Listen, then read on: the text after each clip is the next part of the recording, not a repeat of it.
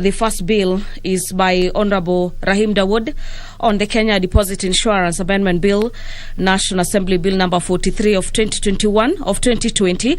And the second bill is on the Kenya Food as well as Drugs Authority Bill, Bill number 31 of 2019 by Member for Endebess, Honorable Robert Pukose. After the conclusion of debate on those particular bills, members will proceed to vote for those bills. The Committee of the Whole will be considering the Sugar Bill, National Assembly Bill number 68 of 2019 by Honorable Wafula Wamunyinyi. And there will be resumption of debate that was interrupted on the 29th of September during a morning sitting on the Employment Amendment Bill, National Assembly Bill number 79 of 2019 by Honorable Gideon Keter. The Pensions Amendment Bill is currently in its second reading, and members will be deliberating on that particular bill, as well as the National Construction Authority, National Assembly Bill number 45 of 2020. Also lined up for debate is the Health Amendment Bill, National Assembly Bill number 14 of 2021 by Honorable Mwambu Mabonga.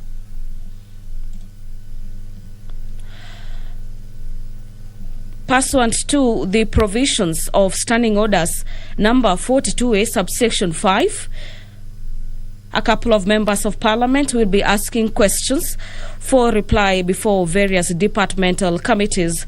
Member for Tigania East, Honorable Josephat Kabebea, will be asking the Cabinet Secretary for devolution what measures the ministry has put in place to ensure that residents living in the arid as well as semi-arid areas in Tigania East constituency who are on the verge of starvation, this is due to the ongoing drought, are urgently supplied with relief food as well as water.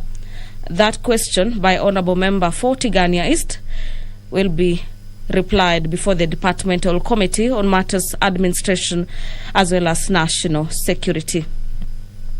Member for Westlands, Honourable Timonyonyi, will be asking the Cabinet Secretary for Education to provide details on all the agreements, contracts as well as memoranda entered into the books with publishers for the distribution as well as supply of textbooks for secondary as well as primary schools, and the schedules of payments made into each publisher with respect to the financial year 2019-2020. The business of the House is just about to commence with the entry of the Deputy Speaker, Honourable Moses Cheboy. I'll now be handing you over for the live broadcast. Enjoy your viewing. Good morning.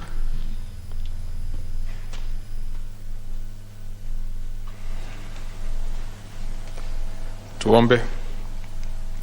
Ewe Mwenyezi Mungu, ambaye kwa hekima na wema wako umeteua nyadhifa za viongozi na mabunge kwa ustawi wa jamii na utawali wa haki wa wanadamu, twakusihi tutazame kwa neema nyingi sisi watumishi wako ambao umeridhika kutuita ili tutekeleze shughuli muhimu za jamhuri hii yetu.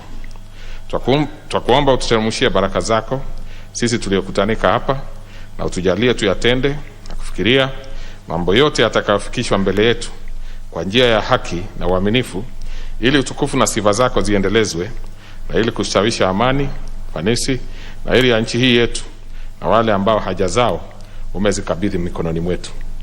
Amen.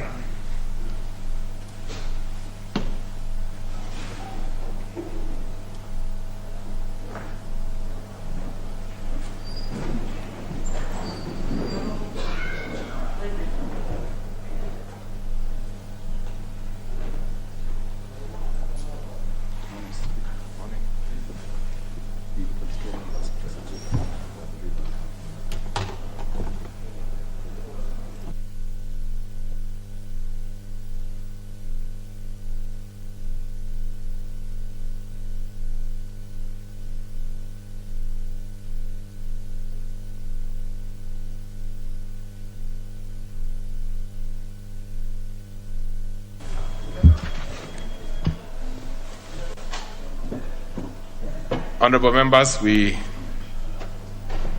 are slightly short of the numbers required to start business, and therefore I order the bell to be rung for 10 minutes.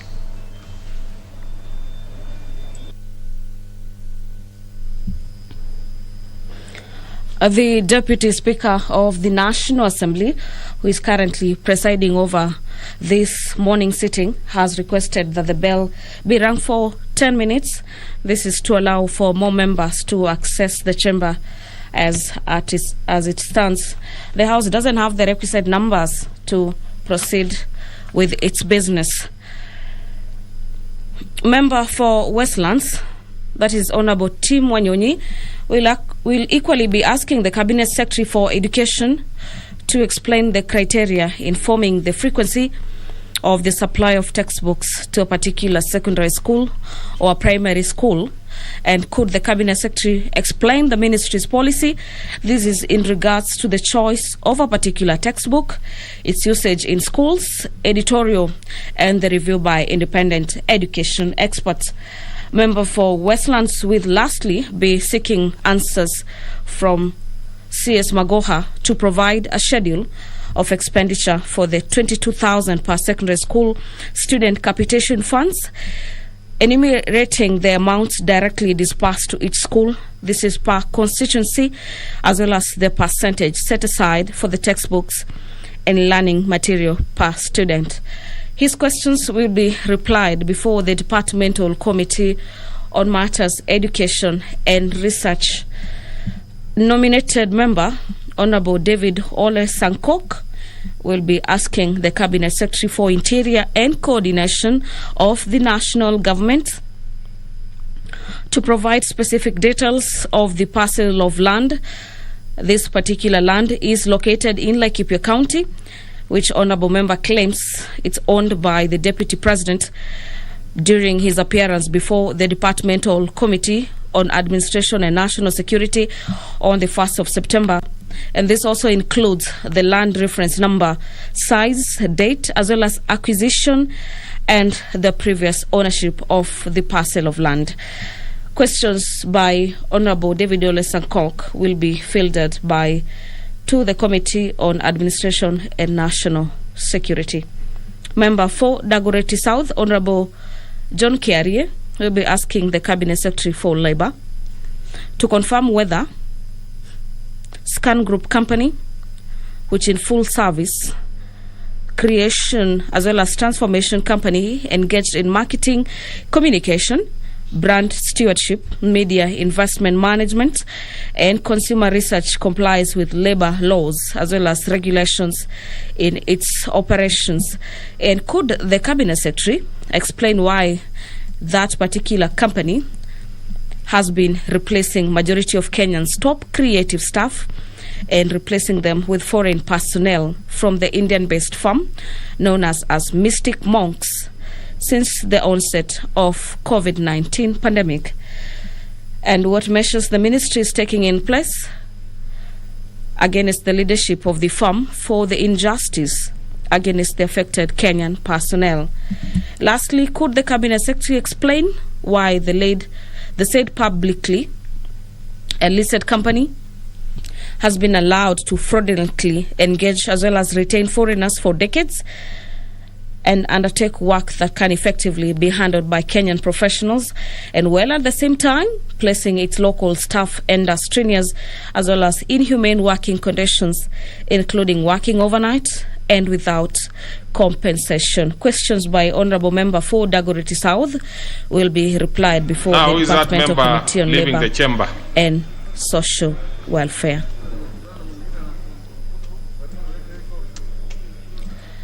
Member for Kinango, Honourable Benjamin Tayari, will be asking the Cabinet Secretary for Energy to explain why defective transformers and damaged electricity poles, this is in various areas of Kinango constituency, are yet to be replaced. This is despite numerous calls to have them replaced. And when will there be the said transformers as well as electricity poles be replaced to avoid perennial interruptions of power in the constituency? Questions by Member for Kinango, Honourable Benjamin Tayari, will be fielded before the Departmental Committee on Energy. Pursuant to the standing orders of the National Assembly, Standing Orders number 35, subsection 1 on quorum, The standing orders allow the Speaker that when a member objects there is no quorum present, the Speaker or the Chairperson shall continue to count members in the House as well as in the committee, as it is in the case. And currently, what is happening on the chamber is that various members continue to stream into the chamber to allow the House to have the requisite quorum to commence its business this morning. If the Speaker is in the chair, and the Speaker shall adjourn the House until the next sitting in the event the quorum has not been achieved.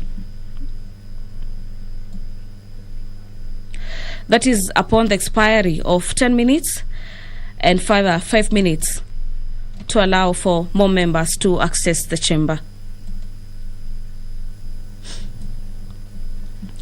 A lot of bills will be entering and continuing for deliberations as they are in the second reading stage, pending the third stage. And Sergeant Atam has just signaled that quorum has been achieved into the House, and I'll now be handing you over for the live broadcast. Enjoy your viewing. Good morning.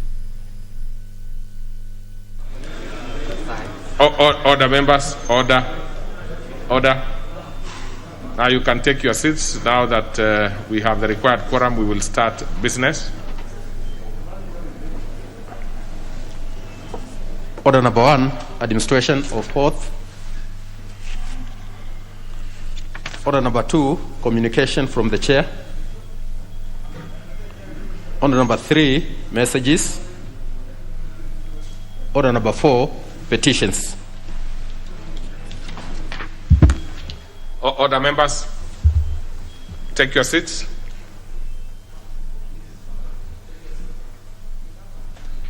Member for Tharaka, take your seat. Member for Tharaka is seated. That is nominated member.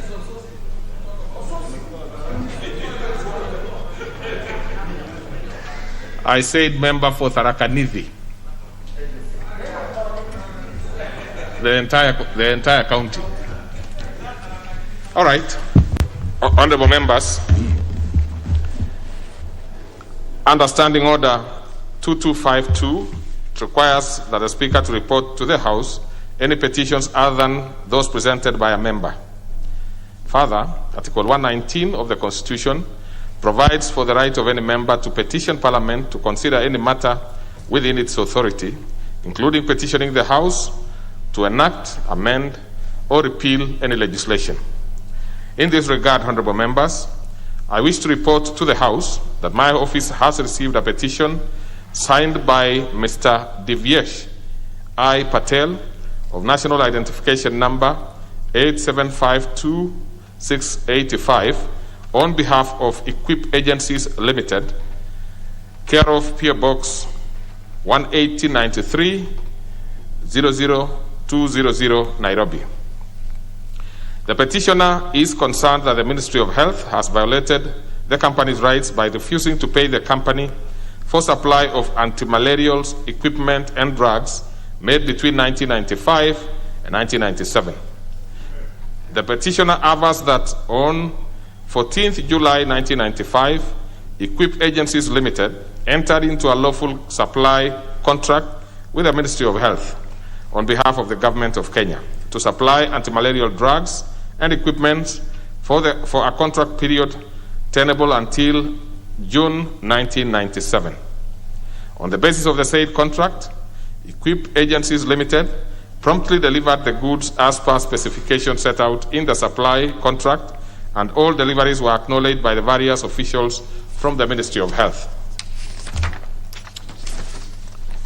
Honorable members, the petitioner avers that during the contract period, the company supplied anti-malarial equipment and drugs amounting to Kenya shillings 1,157,846,150,000 to various government institutions in the country. According to the petitioner, the Ministry of Health went ahead to renege on its contractual obligations and is yet to pay the company a single dime for the supplies made since 1995, despite the numerous follow-ups over the past 20 years.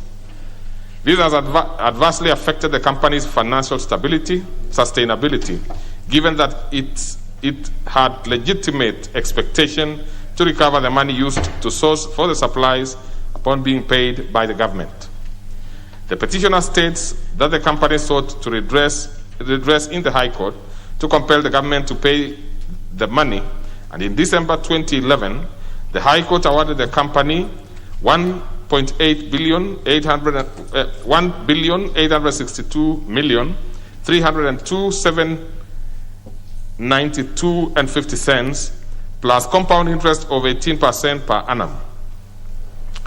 He affirms that even though the government contested the award in the Court of Appeal, in December 2017, the Court of Appeal upheld the decision by the High Court and issued orders of mandamus compelling the Principal Secretary, Ministry of Health, to pay Equip Agencies Limited sum of Kenya shillings 1.8 billion 662,302,792,000 and 18% interest accrued from March 1999. Honorable members, the petitioner claims that the Ministry of Health defied the decrees of both High Court and the Court of Appeal, and therefore the decretal amount had risen to over 80 billion as at February 2020. The petitioner claims that in a bid to settle the matter amicably, the company voluntarily negotiated with the Ministry of Health, the National Treasury, and the Office of the Attorney General, and offered an irreducible sum of Kenya shillings 15.25 billion plus costs, down from the decretal amount of 80 billion due to the decree holder. To the petitioner's astonishment, even after the company sacrificing to waive 65 billion odd debt, the government neither accepted the offer nor demonstrated commitment to conclude the negotiations, which threw the fate of the said payment in abeyance.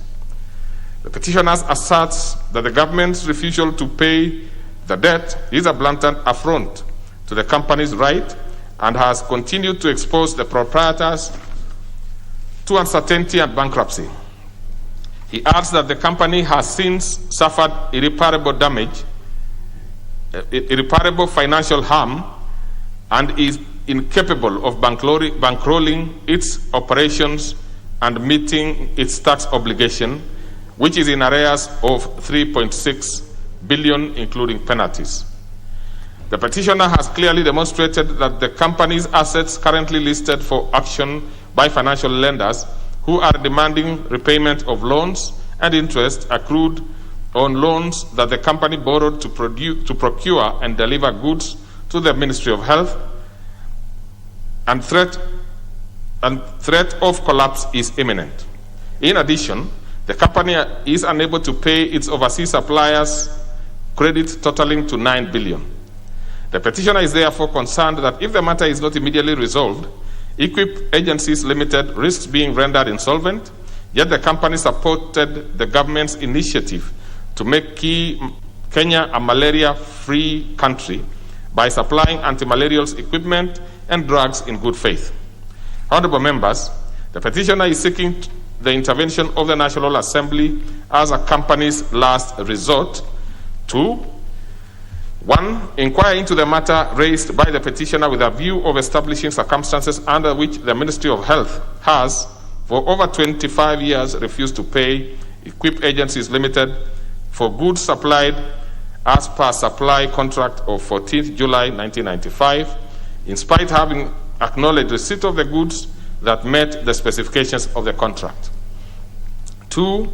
Intervene to cause the Ministry of Health and the National Treasury to pay Equip Agencies Limited the sum of Kenya shillings 80,522,464,880,000, being the principal debt owed since 1995, interest and cost thereof as decreed by the High Court in 2011 and upheld by the Court of Appeal in 2017. 3.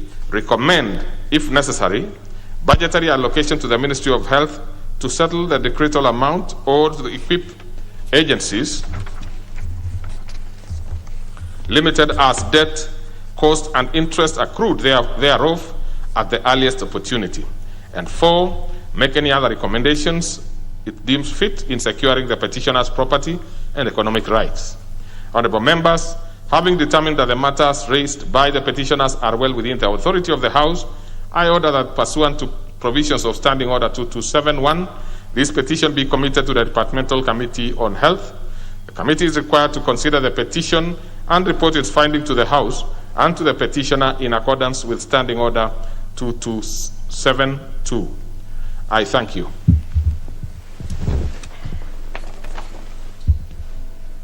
Members, I see there is quite some number of members who want to speak to this.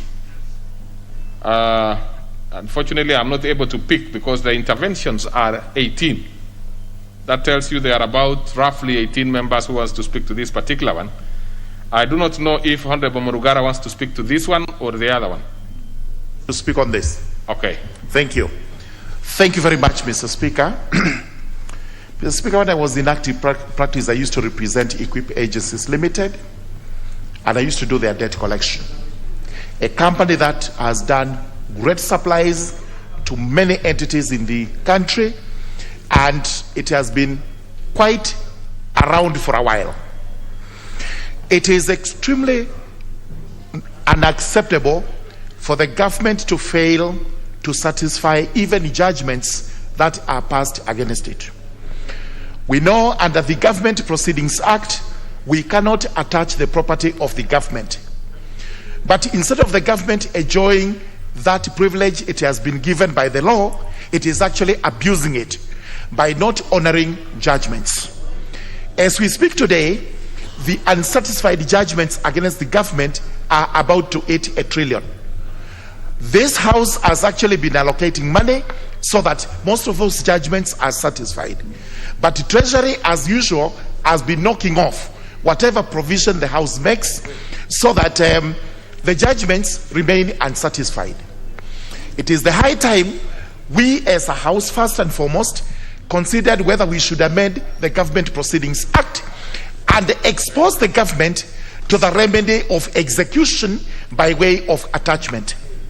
Today, what we do is if you have judgment against the government, you have to go through the whole process of mandamus, notices to show cause, and to some extent, even where PSs are summoned to court to explain why they are not satisfying judgments, they simply don't appear.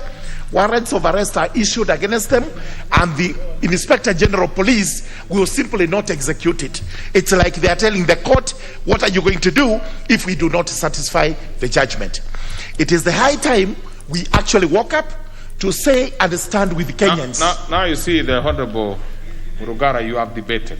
You have the opportunity to go before the committee. Yes. You are supposed to make some few comments. Thank you. Not more than a minute, really. Oh, thank you. Thank you very much. You have already finished yours. Just trying to say, as I conclude, it is the high time we actually, as a House, stood up with Kenyans so that their judgments against the government are satisfied. And this petition is actually timeless, and we should help this company recover its money. Thank you very much.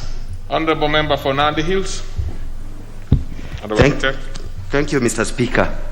I rise to support that petition, and I want to say that it is very unfortunate, Mr. Speaker, that some government officials don't respect the rule of law.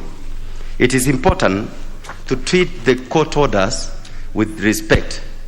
Court orders are not opinions or suggestions.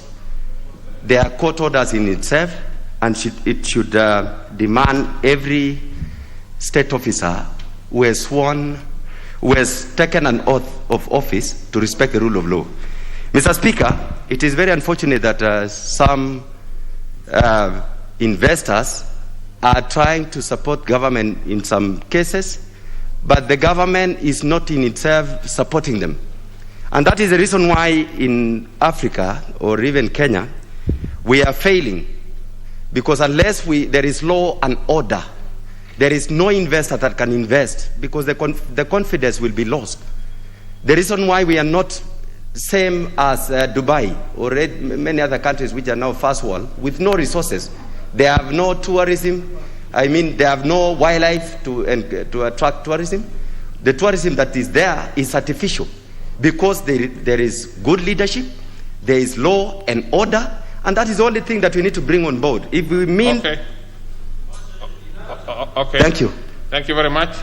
Then we go to Honorable Majimbo Kalasinga. Well, thank you, Mr. Speaker. Honorable members, please relax. I'll give quite a number of members because I think this is the only petition we have this morning. Thank you very much, Mr. Speaker. Mr. Speaker, if this trend should be capped and be controlled, Mr. Speaker. If we allow this movement of around, Mr. Speaker, and disturbing very good companies that have won contracts and performed, Mr. Speaker, we shall discourage investors in this country. I believe, Mr. Speaker, that this trend, Mr. Speaker, is leading to some banks auctioning very good companies that have done business with the government. Mr. Speaker, I support this petition because for once, it's going to bring sanity, Mr. Speaker. Even not only national governments, Mr. Speaker, even some county governments, Mr. Speaker, it has the same problems, and therefore, Mr. Speaker, this petition is quite in order before us. Okay. Honorable Sankok. Thank you very much, Honorable Speaker. And Honorable Speaker, this House must rise to the occasion and support Kenyans investors, Honorable Speaker. We cannot allow the government to steal from Jack Bone. We cannot allow the government to steal from COVID-19 dying patients, Honorable Speaker, in the name of COVID billionaires, and allow the same government to kill local business, Honorable Speaker. Honorable Speaker, these businesses are employing a lot of Kenyans. They are paying a lot of taxes, Honorable Speaker. And now the government does not even obey court orders when they are supposed to pay these equipped company agencies limited, Honorable Speaker, its dues. We as a House must rise and force the government to pay that in totality, the 80 billion that is owed to the company, Honorable Speaker. These companies have confidence in Kenya, unlike other companies or other individuals who take our money into offshore accounts, Honorable Speaker. They have decided to invest in this country, Honorable Speaker. And if they have decided to invest in this country, they are paying taxes, they are employing Kenyans. Okay. What is the offshore accounts doing to Kenyans? They are not paying taxes, they are not employing Kenyans, Honorable Speaker. Their government must pay. Your humanity is gone. Honorable Member for Kimani. Thank you, Mr. Speaker. Mr. Speaker, first and foremost, I want to empathize with the equipped agencies, Mr. Speaker. It's very, very unfortunate. Article 10 of the Constitution, Mr. Speaker, outlines the national values and principles of governance. And under A, there's rule of law. The government is obligated to obey court orders, Mr. Speaker. And we are calling upon the relevant minister, Mr. Speaker, to move with speed and settle this amount to these equipped agencies. And Mr. Speaker, as you committed to the relevant committee, it is important, Mr. Speaker, that the Committee of Budget should also get involved in this matter so that the matter can be sorted out amicably, bearing in mind, Mr. Speaker, the time value of money. Looking at that time, Mr. Speaker, and in this country we still have problems with malaria. It is still #1 killer, particularly in pregnancy and children under 5 years. And equipped agencies, Mr. Speaker, it has been demonstrated, he had supplied the goods and they were given satisfaction in terms of the specification. So it is important that the government of Kenya must move with speed, Mr. Speaker. If it were KEMSA billionaires, we already told they were being paid, and it was just the other day, Mr. Speaker. So why is it that equipped agencies, which did business 1995 up to now, it has not been settled? We want this matter to be solved once and for all, Mr. Speaker, and the Committee of Health and the Committee of Budget move with speed, and we need that report on the floor of the House. I thank you. Okay, Honorable Mwadime. Thank you, Mr. Speaker. I support the petition. Mr. Speaker, actually, this is the time round. We should bring sanity to such kind of complaints. You know, self-interest, because just as Kimani MP has said, KEMSA the other day of paid our money. But this investor from 1997, it's a long time. Mr. Speaker, and such kind of complaints, there are many. It's high time we bring sanity to such kind of petitions. Thank you, Mr. Speaker. Okay, Honorable Pukose.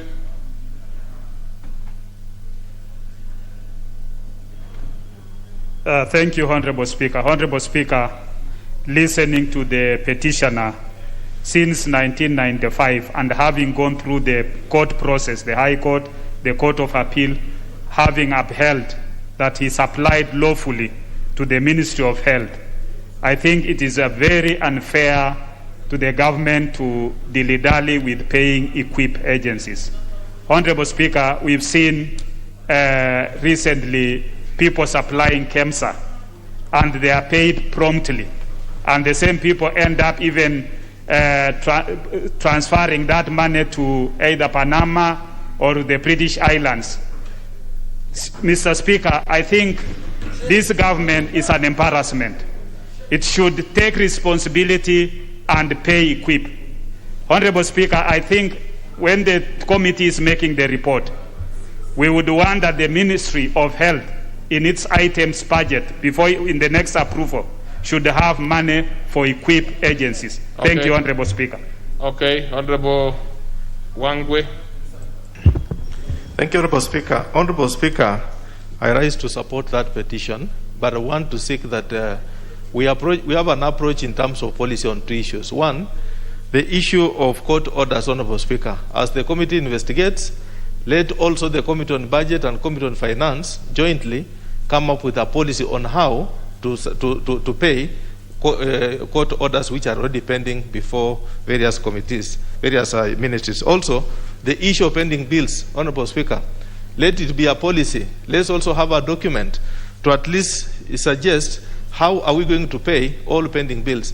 When this is just one who has gone to court, but there are so many, Honorable Speaker, some have already died, some have been auctioned, and yet they supply the government. So it's important we have a policy on that matter. Thank you, Honorable Speaker. As I give other members, I think the last 2 members have contributed in a line that is acceptable, where they are asking the specific committee to add a few things to their investigation.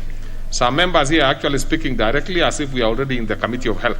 So as I give you an opportunity, honorable members, please, let's see what we can do to add value to what the departmental committee will be doing.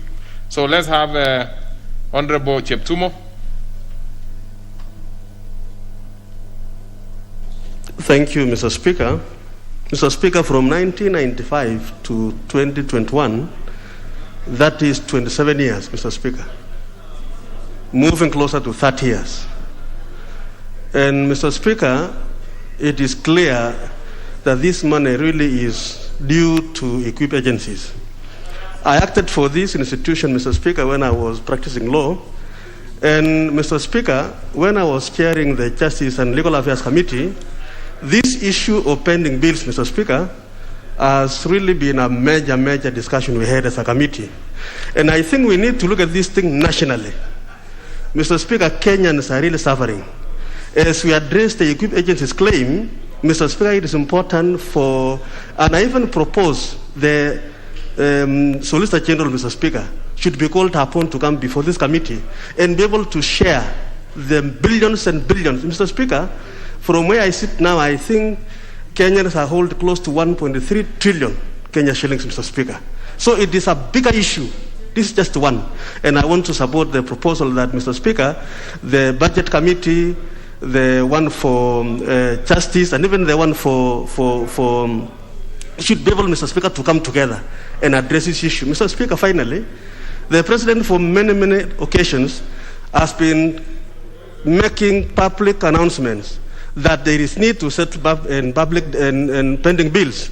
But, Mr. Speaker, it is a declaration that has never been complied with. It is important, Mr. Speaker, the government speaks and acts in terms of those issues they have agreed to do. So, Mr. Speaker, I support the petition, and I want to propose that equip agencies be paid the 80-something billion. Mr. Speaker, look at even the situation where that should be enough. Where, Mr. Speaker, they should have been able to save government.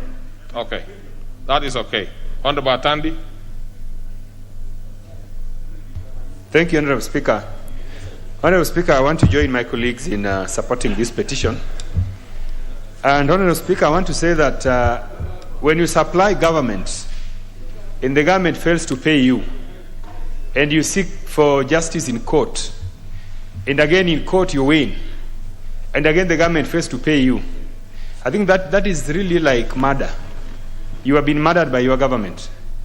Therefore, Honorable Speaker, I want to say that it is immoral, it is bad, it is criminal for government to fail to pay a supplier for over 25 years. I want to say that this particular matter, I'm aware of it because my colleague spoke to me about it. And I want to say that this House must rein on ministries in the area of pending bills. Okay. Because Honorable...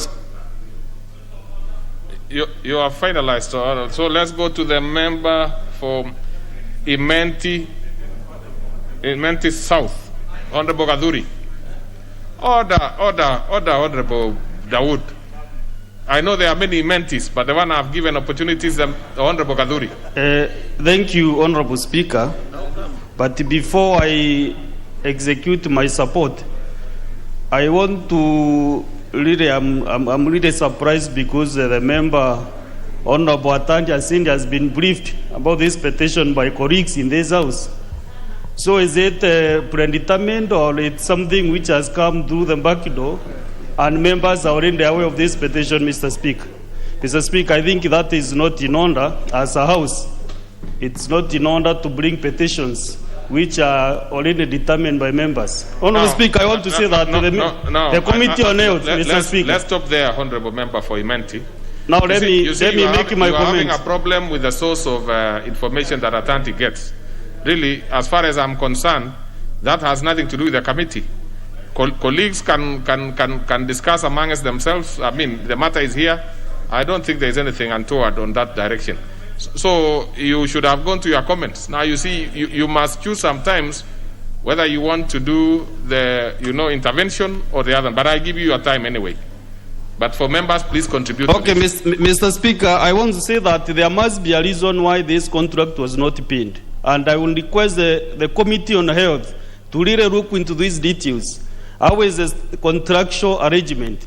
How was the procurement done? There must be a reason why the ministry officials did not pay.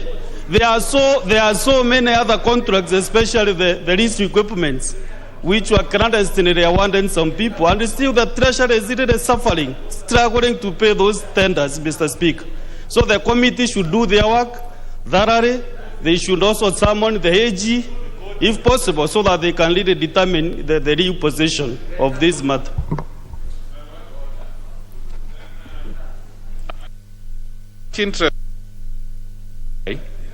So then, of course, I go to the Honorable Lago Luoch.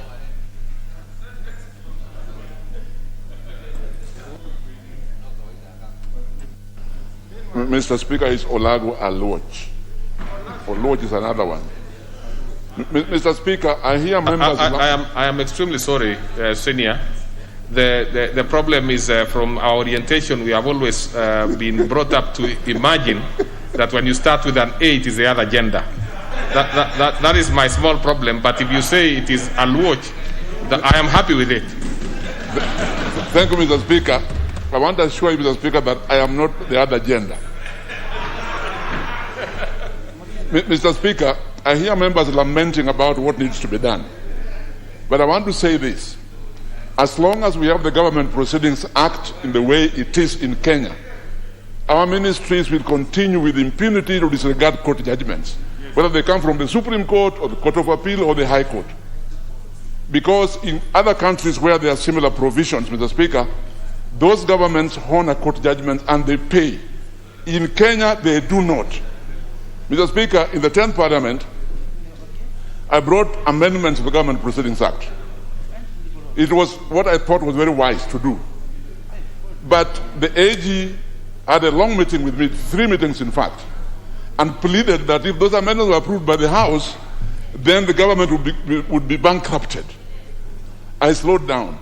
But I think the time has now come for this House, or one of us, I will do it myself if need be, look at the Government Proceedings Act once again and amend it in a way that can offer some protection to the ministries, but at the same time give Kenyans who have court judgments the capacity to attach government assets if necessary.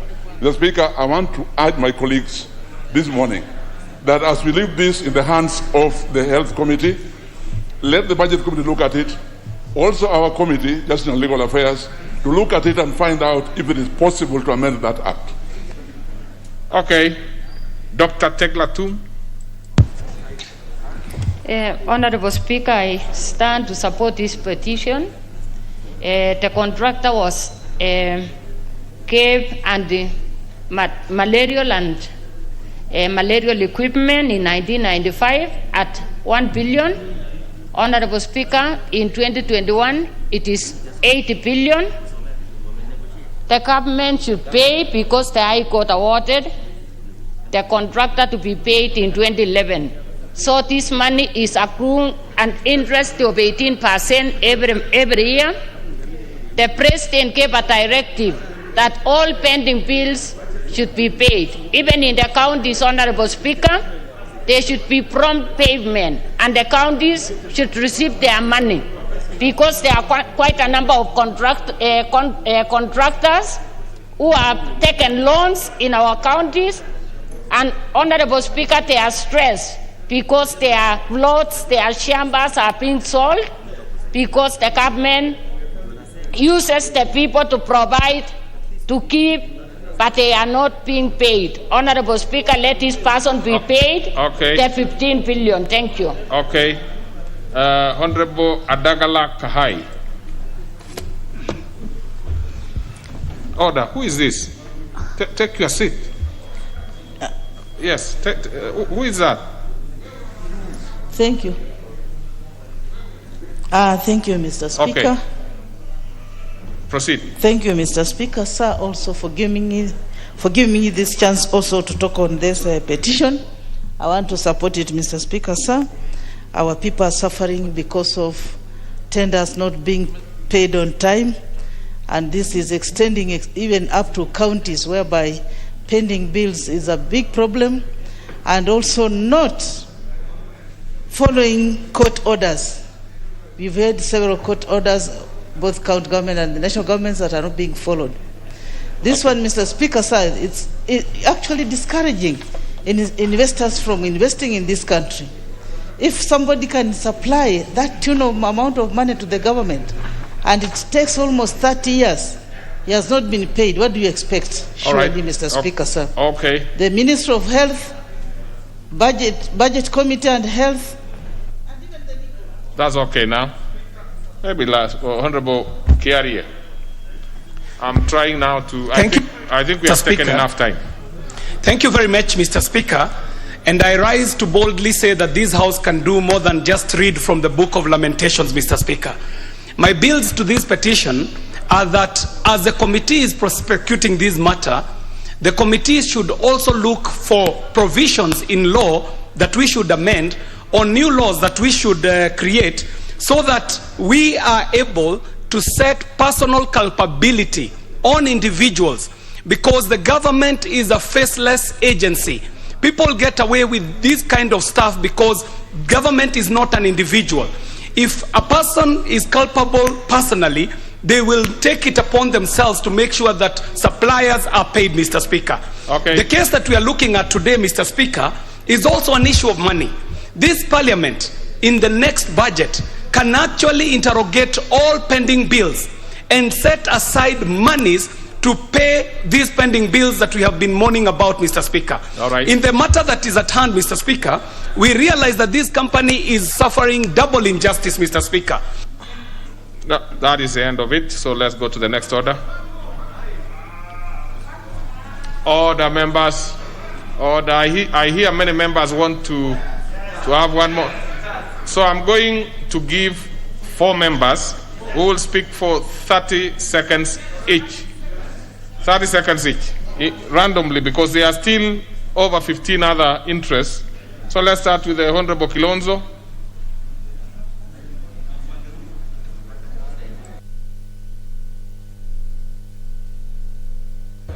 Thank you, Mr. Speaker. If you want to die slowly, supply national government. If you want to die quickly, supply the county government, Mr. Speaker. I support this petition, Mr. Speaker, and request that the committee come with recommendations on what we need to change under law, so that when you supply government or county governments, you get paid. Thank you. Honorable, I'm having a problem because there are quite a number of members who have placed both directions. Now I do not know. Honorable Agutu Abel. Mr. Speaker, I stand to support this petition. And I will also request the committee to investigate on whether there have been previous budget allocations for the specific pending bill. And also, Mr. Speaker, I also would like to say that it's unfortunate to have a government which is meant to create jobs, that's killing jobs, a government that is supposed to support the weak, that's killing even the strong. Mr. Speaker, I support this. Honorable Mkawale Kamoti, Honorable Kamoti.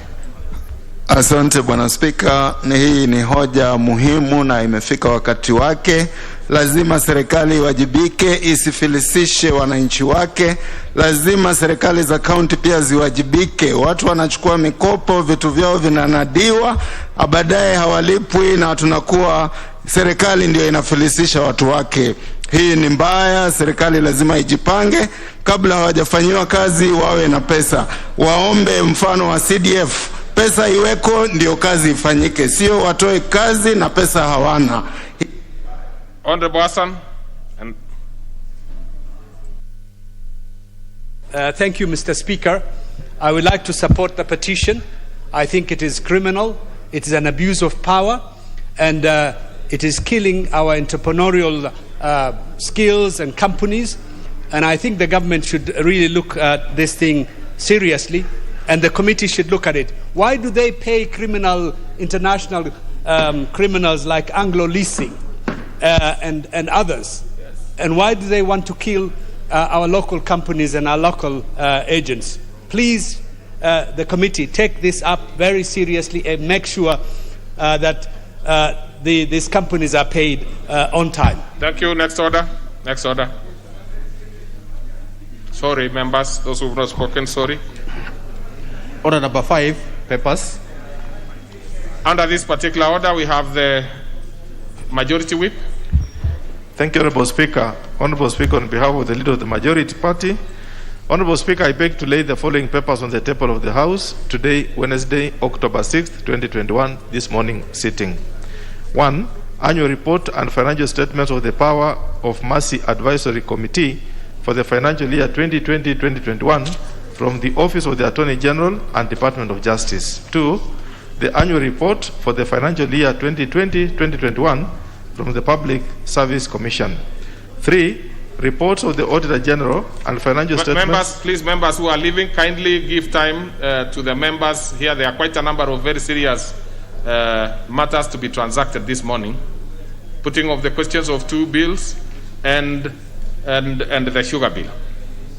Thank you, Honorable Speaker. 3. Reports of the Auditor General and financial statements in respect of the following constituencies.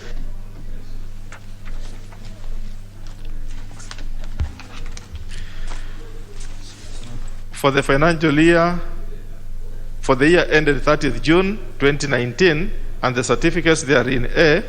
Msambweni; B. Kisauni; C. Mbeere North; D. Igembe Central; E. Mwea; F. Isiolo South; and G. Likoni. Thank you, Honorable Speaker. Next order. Order number 6, notices of motion. Order number 7, questions and statements. Under this particular one, we will start with questions, and starting off is the Honorable Josephat Kabeabea, member for Tigania East. Thank you, Speaker. I stand to ask question number 387 of 2021, and it is in regard to biting drought situation, which has made very many families to stay without food, and many school children not able to learn because of starvation. So I ask, now, what measures has the ministry put? And any other member who wants to ask a question, please ask the question. The rest you can do it at the committee, the other issues. So proceed to the question straight, Honorable Kabeabea. Noted, Honorable Speaker. What measures has the ministry put in place to ensure that the residents living in arid and semi-arid areas of Tigania East constituency who are in the verge of starvation due to the ongoing drought are urgently supplied with relief food and water? Thank you, Speaker. Next is the member for Westlands, Honorable Anyonyi. That one is to be replied to before the Departmental Committee on Administration, National Security. So go to the next one. That's by Honorable Anyonyi. Thank you, Mr. Speaker. Mr. Speaker, I ask question number 392 of 2021 to the Cabinet Secretary of Education, Mr. Speaker.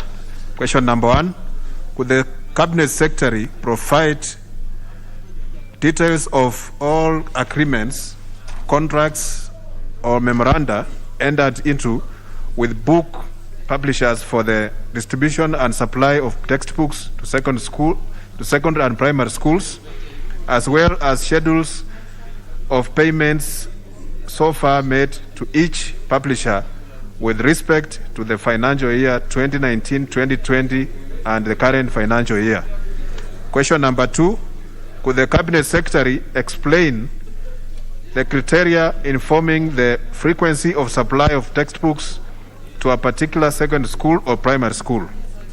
Question 3, could the Cabinet Secretary explain the Ministry's policy regarding choice of a particular textbook, its usage in schools, editorial, and review by independent education experts? And question number 4, could the Cabinet Secretary provide a schedule of expenditure for the Kenya shillings 22,000 per secondary school student capitation funds, enumerating the amounts directly disbursed to each school per constituency and a percentage set aside for textbooks and learning material per student? Thank you, Mr. Speaker. Very well. That will be committed to the Departmental Committee on Education. Next is a member, is nominee 001, the Honorable David Olesanko. Thank you very much, Honorable Speaker. And I rise to ask question 400 of 2021. And this question is directed to the Cabinet Secretary for Interior, Coordination of National Government. Could the Cabinet Secretary provide specific details of the parcel of land located in Laikipia County, which he claimed is owned by the Deputy President during his appearance before the Departmental Committee on Administration and National Security on 1st September 2021, including the land reference number, the size, the date of acquisition, and the previous ownership. A buffoon can lie anywhere else, but we cannot allow him to lie in this honorable house under the Hansard. Honorable Sankok, we cannot. Honorable No, Sankok, no, no. Honorable Sankok, you know that one you will say all you have to say at the committee level. So that one is to be replied before the Departmental Committee on Administration and National Security. Next is the member for Dagoretti South, the Honorable KJ Kiarie. Thank you very much, Mr. Speaker. And I rise to ask question number 401 of 2021. And I want to direct this question to the Cabinet Secretary for Labor and Social Protection. Mr. Speaker, could the Cabinet Secretary confirm whether WPP Scan Group Company PLC, which is a full-service creative transformation company engaged in marketing, communication, brand stewardship, media investment management, and consumer research, complies with labor laws and regulations in its operations? 2, Mr. Speaker, could the Cabinet Secretary explain why the company has, particularly since the onset of COVID pandemic, been replacing majority of Kenya's top creative minds and staff and replacing them with foreign personnel most who are coming from employment agencies, for example, mystic monks, and could he undertake to take action, whether legal or administrative, against the company for the injustices against the affected Kenyan personnel? 3, Mr. Speaker, could the Cabinet Secretary explain why the said publicly listed company has been allowed to fraudulently engage and retain foreigners for decades to undertake work that can effectively be handled by Kenyan professionals, while at the same time placing its local staff under strenuous and inhuman working conditions, including working overnight without due compensation? Thank you very much, Mr. Speaker. That one will be committed to the Departmental Committee on Labor and Social Services, and that's where it will be replied to. And honorable members, if members insist on giving some off-cuff, utterances and remarks, we might actually change the mode of asking questions, so that you'll be asking a question by stating that you're asking a question as is in the order paper. So members, please, when we give you an opportunity, just stick to what you have written. If you want to write more, please, you have you have time to do that. So please, let's be very disciplined on that. Let's have the member for Kinango, the Honorable Tayari. I'm sure the Scout KJ has heard that clearly. Yes, thank you. Thank you, Mr. Speaker. I rise to ask question 402 of 2021, directed to the Cabinet Secretary for Energy. 1. Could the Cabinet Secretary explain why defective transformers and damaged electricity poles in various areas of Kinango constituency are yet to be replaced, despite the numerous calls to have them replaced? 2. When will the said transformers and electricity poles be replaced to avoid perennial interruptions of power in the constituency? Thank you, Mr. Speaker. Will be replied to before the Departmental Committee on Energy. Now we go to the next order. Order number 8, the Kenya Deposit Insurance Amendment Bill, National Assembly Bill number 43 of 2020, second reading. Question to be put. Let me confirm, and can I get confirmation? Do you have enough? Just come.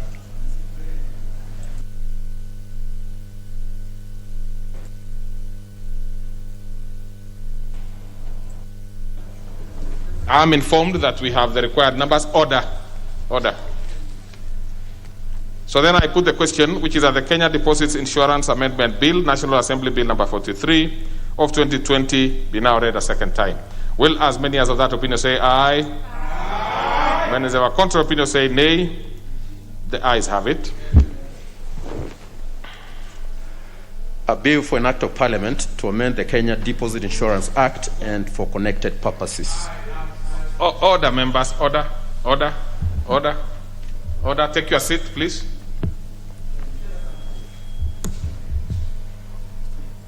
Have you called the order? Order number 9, the Kenya Food and Drugs Authority Bill, National Assembly Bill number 31 of 2019, second reading. A question to be put. I can still confirm that we still have the numbers with us, so therefore I put the question, which is that the Kenya Food and Drugs Authority Bill, National Assembly Bill number 31 of 2019, be now read a second time. Will as many as of that opinion say aye? Aye. Many as of a contrary opinion say nay? The ayes have it. A bill for an act of parliament to establish the Kenya Food and Drugs Authority to provide for the regulation and management of food, drugs, and chemical substances, to provide for the regulation of medical devices and other health technologies, to give effect to the principles and objects of devolved government in food safety, regulation, and for connected purposes.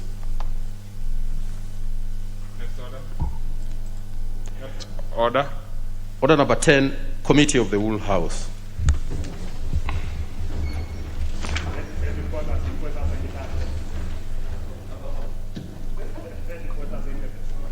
Okay.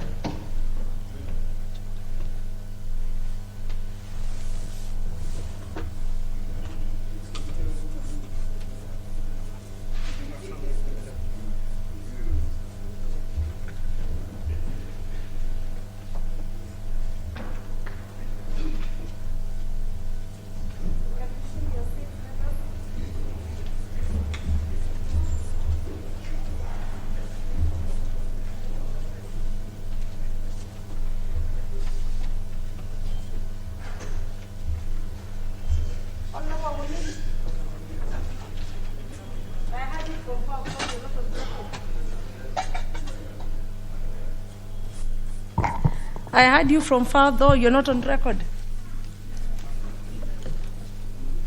Give me the mic. Not give me the mic.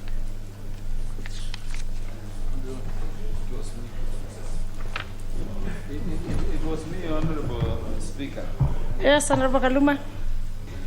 Honorable Speaker was confirming or musing that you are as elegant as Ambassador Urie Rogomanduli, whom we are sending off.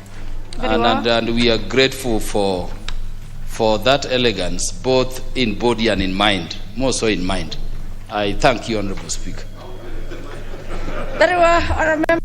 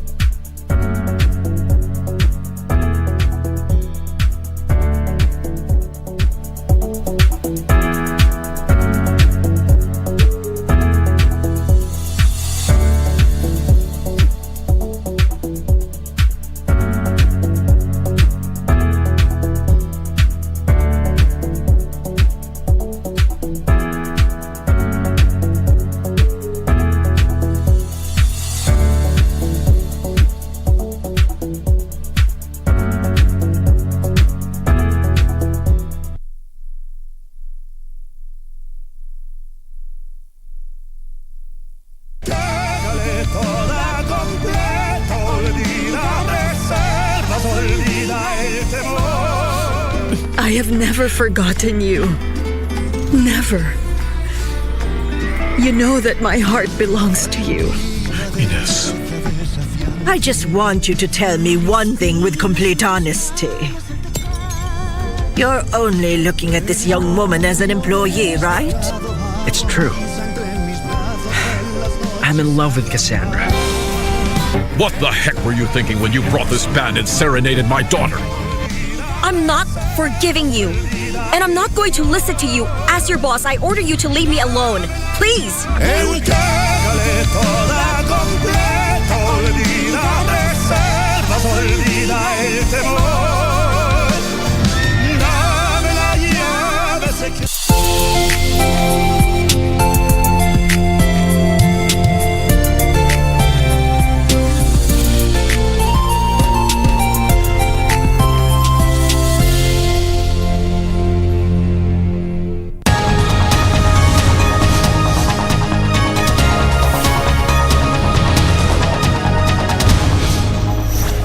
MD formulate guidance on an efficient and economic transportation of sugar. Yes, then the justification. Is that okay?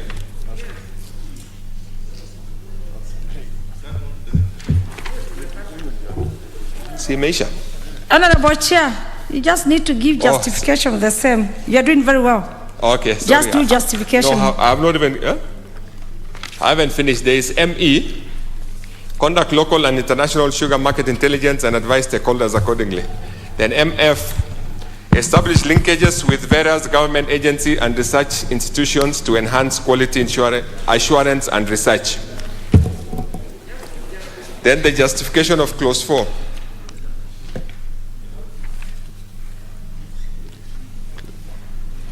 Just move your class justification only to. The justification clause 4 is the amendment 6 to enhance the functions of the board and to enhance monitoring and compliance to enhance linkages with other stakeholders in the sugar sector. Very well. Honourable members, I propose a question, which is that clause 4 be amended as proposed by the chairperson.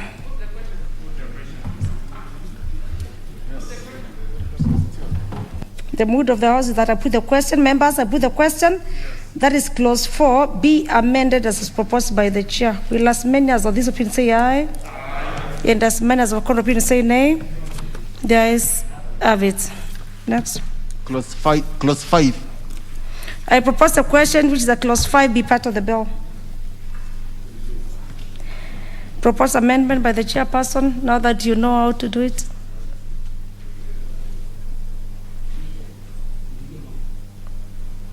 Give the chair the mic. Thank you. Thank you, Chair. I beg to move the proposals as it is on the order paper. Clause 5. That clause 5 of the bill be amended. A, in sub clause 1, by deleting by deleting paragraph B and substituting therefore the following new paragraph. B, yes.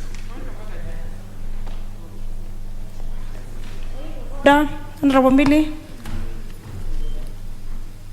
Thank you, Chair. Chair request the chairman to sit. Yeah, Chairman, just that is the procedure of the House. Yes. No problem. Chair is my good friend. Chair, I just wanted to request to enable us move faster, because before we didn't know where the clauses were, but now that we found the clauses, there's no need to read for us clause by clause like we are nursery school kids. Just give us the justifications. Thank you. We already have the clause 5. We can see what it is about. Give us the justifications. For those who are not able to get it, just go online. You read Kenya National Assembly order paper. At the end of the order paper, it's there.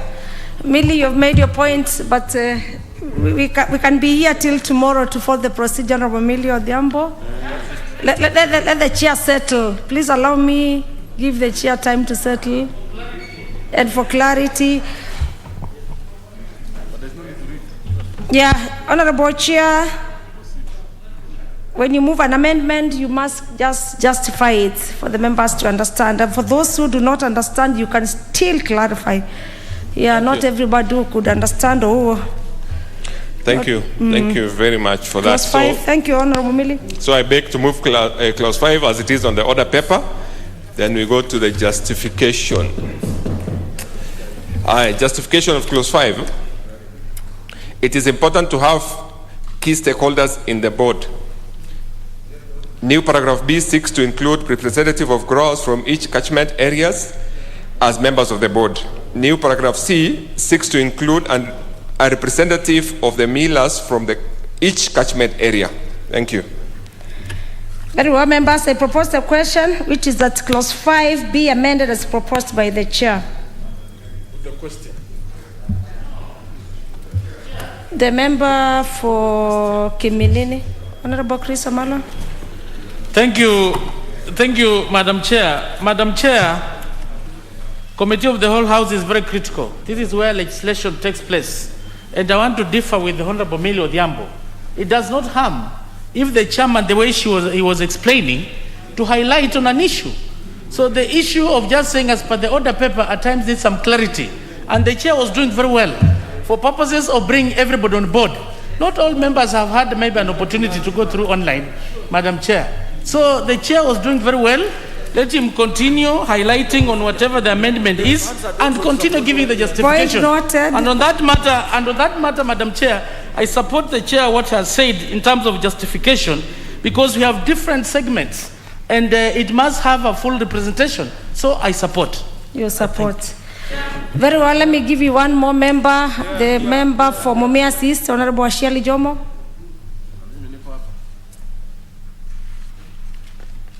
Ashiali Jomo is not interested in speak to this. I give it to Koyi Waluke Sirisia. Now I'm on. Madam Speaker, I had not received the mic. Madam Speaker, I just wanted to comment that this is a house of records, and these records, some are physical, some are unanswered. Therefore, as the chair was going through, I think I will need to support that, Madam Speaker, because then Hansard will bear as witness on the process of this bill. Okay. Thank you, Madam Speaker. Very well, members, allow me to put the question. Yes. Which is as clause 5 be amended as proposed by the chairperson. Will as many as of this been say aye? Aye. And as many as of opinion say nay? The ayes have it. Next clause. Clause 6, clause 7, clause 8, and 9. Members, I propose a question which is clause 6, 7, 8, and 9 be part of the bill. We have no amendments to those clauses, and I therefore put the question which is clause 6, 7, 8, and 9 be part of the bill. As many as of the opinion say aye, aye, and as many as the court opinion say nay, there is it. Clause 10. I propose the question which is a clause 10 be part of the bill. We have an amendment by the chairperson. Thank you, Chair. You don't need to highlight your proposed amendments and the Thank you. I beg to move the proposal as it is on the order paper, clause 10. Do I go to justifications direct? Oh, thank you. Justification. Justification for the amendment is to provide for quality of the members of the board. Chairperson, just propose the question as it is in the order paper. As it is in the order paper. Thank you very much. Thank you, Chair. Clause 4. I propose for proposal. We are on clause 10, not for record. For record purposes, sorry for that. We are in clause 10. I beg to propose to move clause 4 as it is in the order paper. Clause 10, Chair. Clause 10 as it is in the order paper. I don't know why my head is going there. That clause 10 be amended by deleting subclause 2 and substituting therefore the following new subclauses. 2. A person shall be qualified for appointment under the section of the person. Under this section of the person, if the person holds a relevant degree from the university recognized in Kenya, B, has at least 10 years knowledge and experience from a relevant field, C, has at least 5 years experience in the position of senior management, and D, meets the provision of chapter 6 of the Constitution. Justification is to provide for qualification of board members, the board. Very well, members, I propose that clause 10 be amended as proposed by the chair.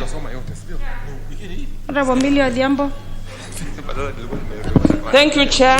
Chair, I think that is a good provision that requires that we have people with expertise and that at least 5 of those are in senior management positions. But Chair, I want to insist that I've been here a long time. This is not the way to go at the committee of the whole house. If we have amendments that go to 40 pages and he reads every single line, we'll be here for 40 years.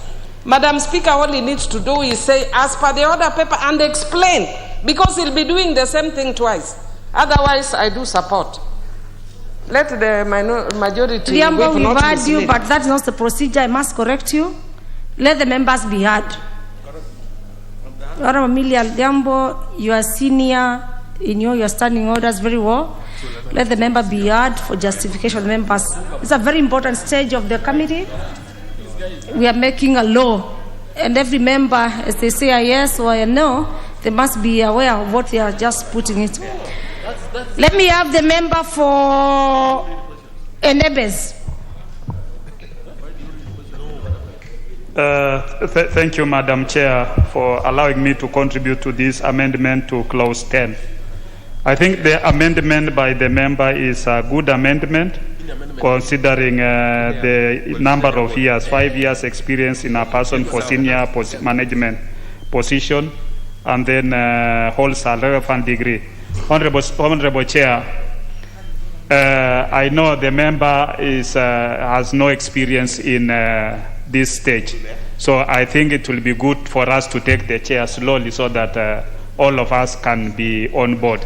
So I think we'll ask our colleague, our senior colleague, Honorable Millie, to be a little bit patient, but where he's able to say as per the order paper, I would also want the chair, because all of us are able to read, so that we can also move with the speed. Let's accommodate each other. Thank you. Thank you. Very well. From where I sit, please allow me give the chair some time to just plan himself. He's doing very well. We are doing very well as far as process is concerned and the procedures of the House, as far as our standing orders are concerned. Chair, please, you are protected. Thank you. We are making law here, and this is a very critical stage. I know Emilio Diambo wants us to move very fast, being a senior member of this House. So I put the question. Yes, Honorable. Thank you, Chair. The Honorable member for... And you are not on intervention.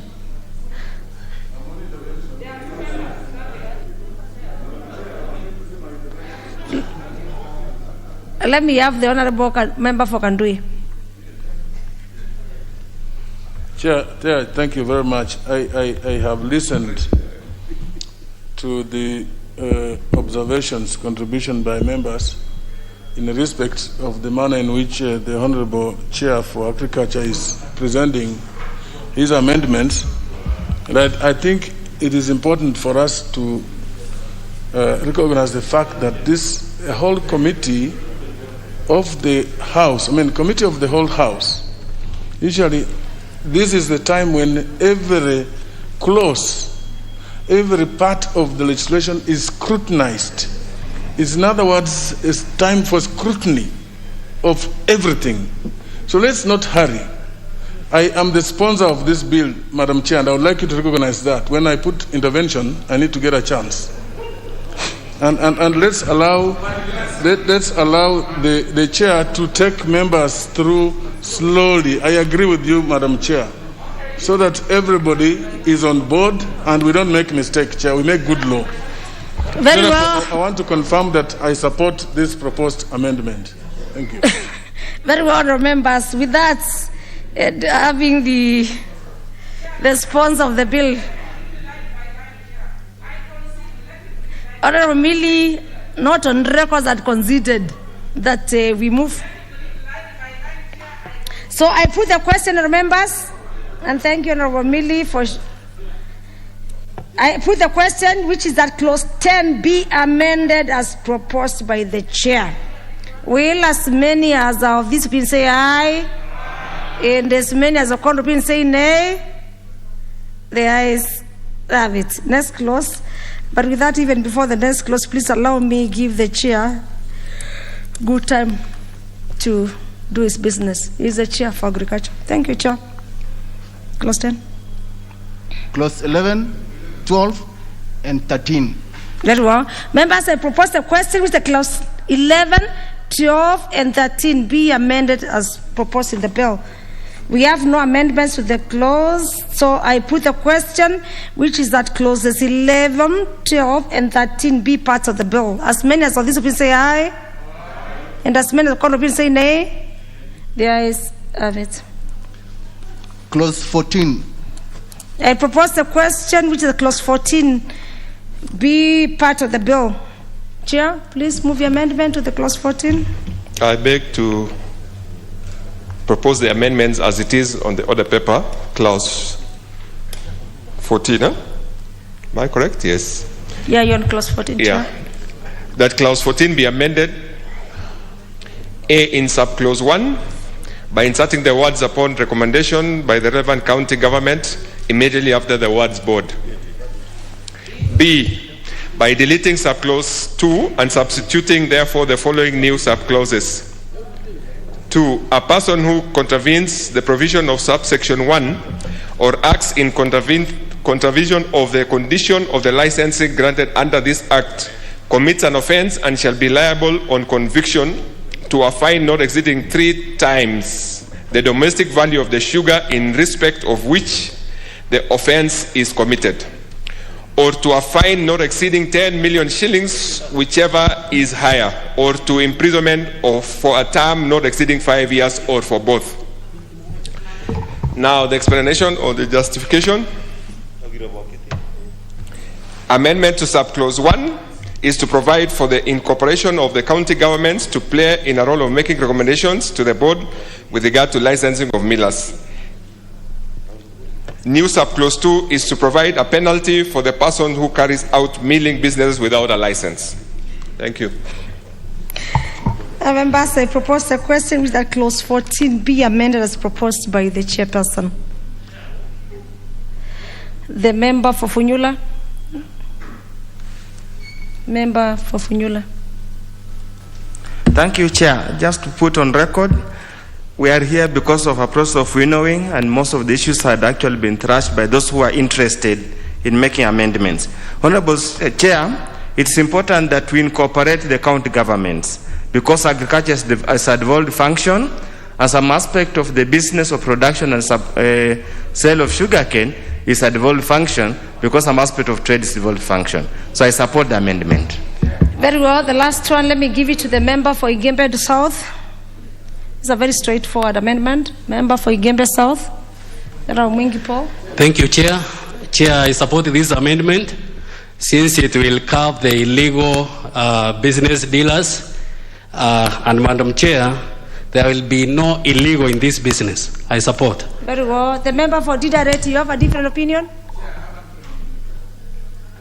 Not a different opinion, Honorable the Chair, but county governments are part and parcel of sugar growing in this country, and you know agriculture is devolved. So actually this clause is very important, Madam Chair. I support.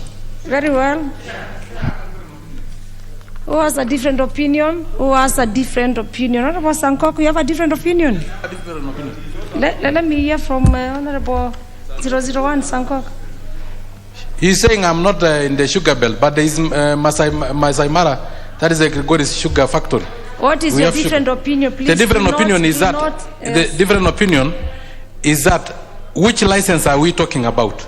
You know, there is a business license that is issued by county government and the license that is issued by the national government. We must be specific on the licensing. Very well. Honorable Sankok, there is a way out to put the question. You must request for information. But with this one, do we need license? For this one, Honorable Chair, please, can you just clarify on the same? On the license? Otherwise, there's a process of... let the chair just be on record. Please, because I didn't even know. Let me have Honorable Wangwe to you. Thank you, Chair. Chair, I just want to advise Honorable Sankok that the sugar is being said to operate a sugar mill. So this is an operating license, Honorable Speaker. It's not anything else, but to run a sugar mill, as it is in on page 1064 of the main bill. Thank you, Honorable Speaker. Very well. But for me to teach Honorable 001, Honorable Sankok, there's a way how you do it as a procedure of the House. If you want information, you must seek for information. Then the member will allow you, will either accept or don't accept for him to. Very well, honourable members, let me put the question for clause 14, which is that clause 14 be amended as proposed by the chair. Will as many as of these opinions say aye? And as many as opinion say nay? The ayes have it. Next clause. Clause 15. I propose the question with the clause 15 be part of the bill. We have an amendment to clause 15. Chair, please. Thank you can try to be brief on your proposed amendment and the justification, Chair. I'll try that, but I also recommend the honourable member to read the bill because I think it explains. No, what the he was members have asking. already read the bill. Yeah, because the questions they're asking, they need to go through the bill so it makes it easier Chair, for us. please, Thank you. just do your I justification. make to propose, as it is on the order paper, clause 15, that clause 15 of the bill be amended A, by renumbering the sub-clauses appearing after sub-clause 2 as 3, 4, 5, 6, and 7. B, by inserting the new sub-clause immediately after the renumbered sub-clause 7 as follows. 8, a person shall not import or export sugar without a valid license issued by the board. Justification of the clause 15.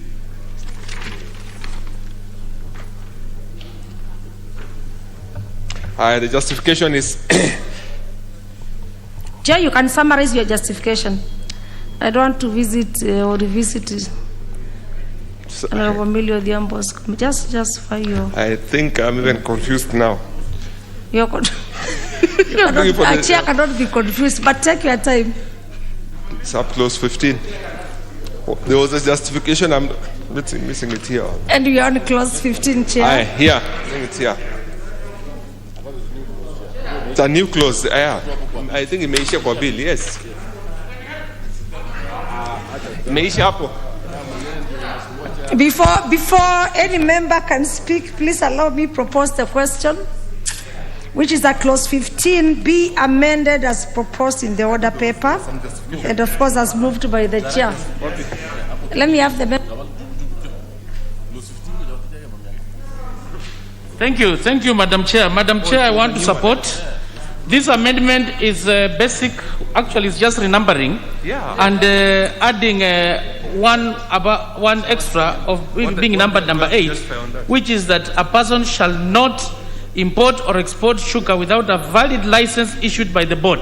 Madam Chair, in this country, when it comes to matters of sugar issues have been abused. It has been used to look for money for campaign. And we've seen at times when the Treasury issues, at times they issue direct licenses. And what the chair is trying to emphasize here, that the license can only be issued by one and only one, which is actually the board.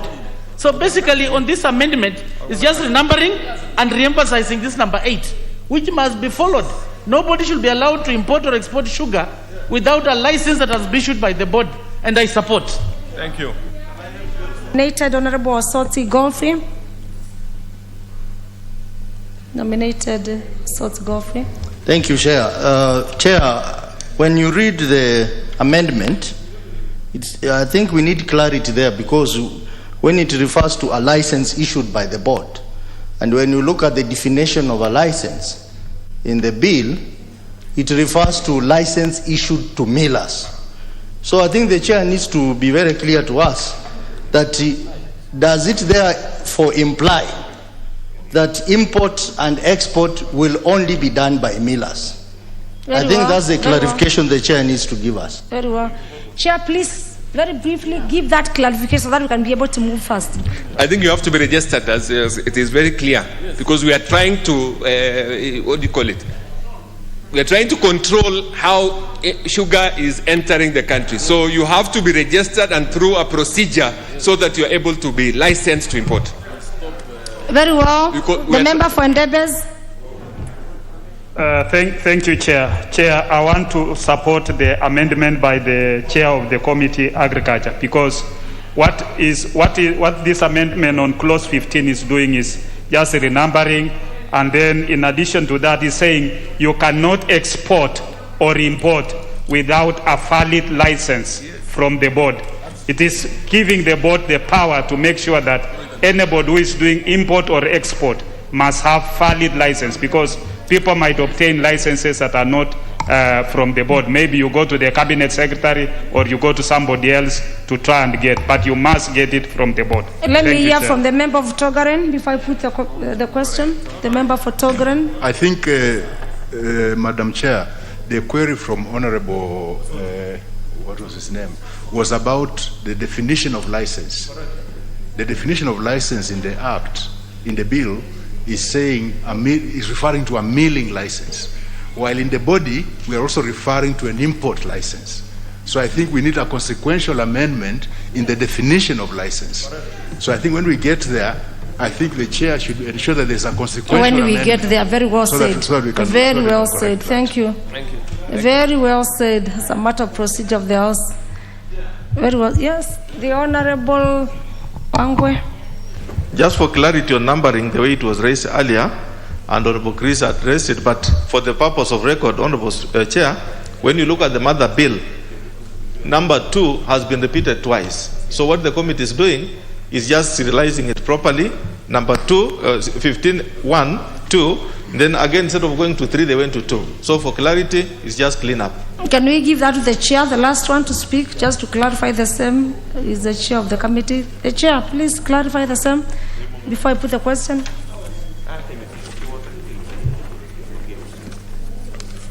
Yeah, I think On very behalf well of the as committee. we've been. I think it is okay. We will do the definition at the end. On the yes. Yeah, because of time. But I also think it was also, as the whipper said, it's a correction of the numbering. Thank you. Members, please allow me to put the question, which is at clause 16. 15B amended as proposed by the chair. Will as members of this opinion say aye? And as men of opinion say nay? There is a witness clause. Clause 16. I propose the question that clause 16 be part of the bill. We have an amendment, please, Chair. Thank you, Madam Chair. I beg to propose, as amended as it is in the order paper, clause 16. That clause 16 of the bill be amended by deleting subclause 2. B, inserting the following new subclauses immediately after subclause 4.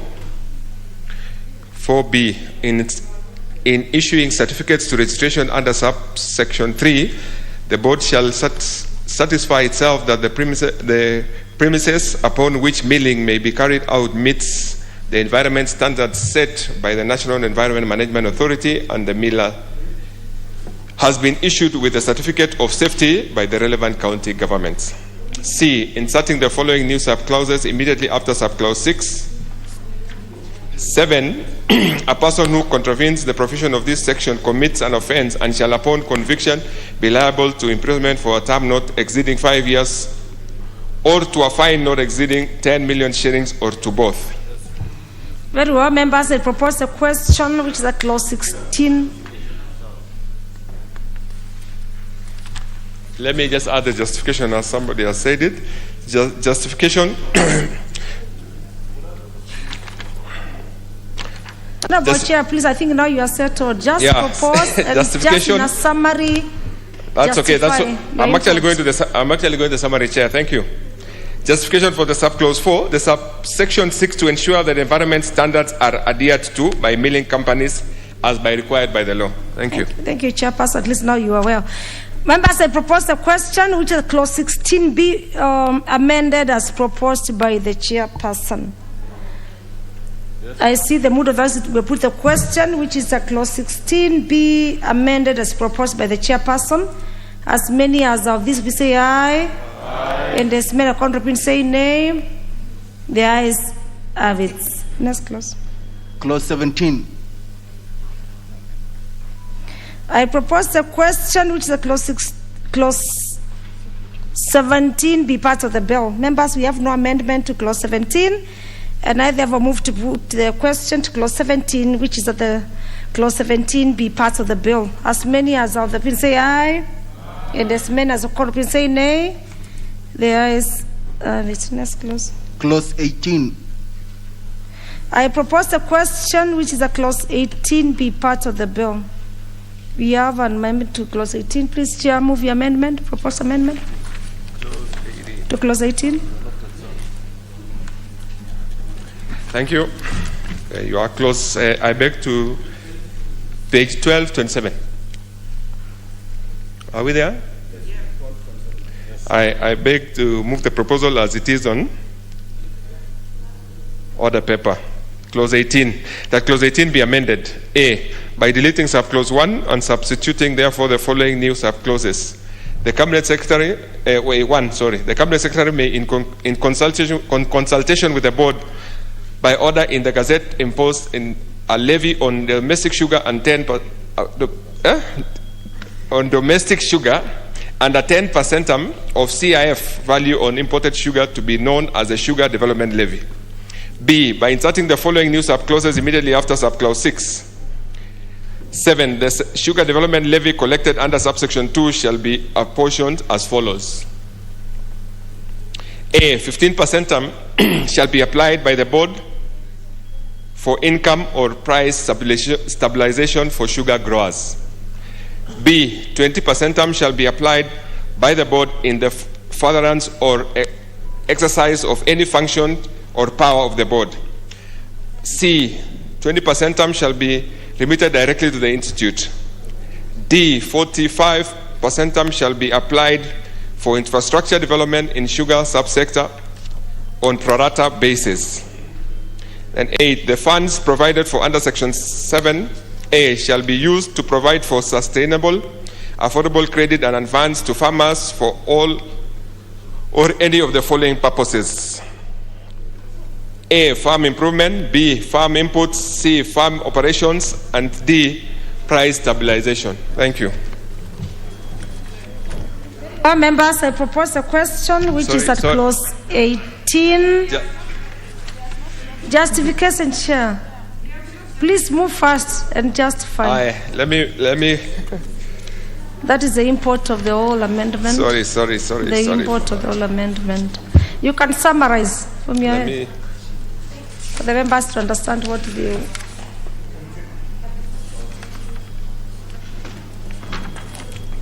There we are. Sorry.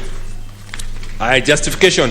Amendment on the justification for the amendments. Amendment of subclause 1 gives the Cabinet Secretary powers to impose the levy, domestic sugar, and the 10% of CIF value on imported sugar to be known as the sugar development levy. Let me go to the amendment to subsection 7 appropriates the sugar development levy to provide for the purpose committee amendments to cap percentage of various components.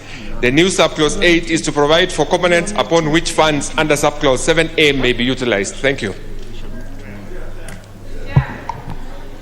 Very well. With that, I move to propose the question, which is at clause 18, be amended as proposed by the Chair, Agriculture and Livestock.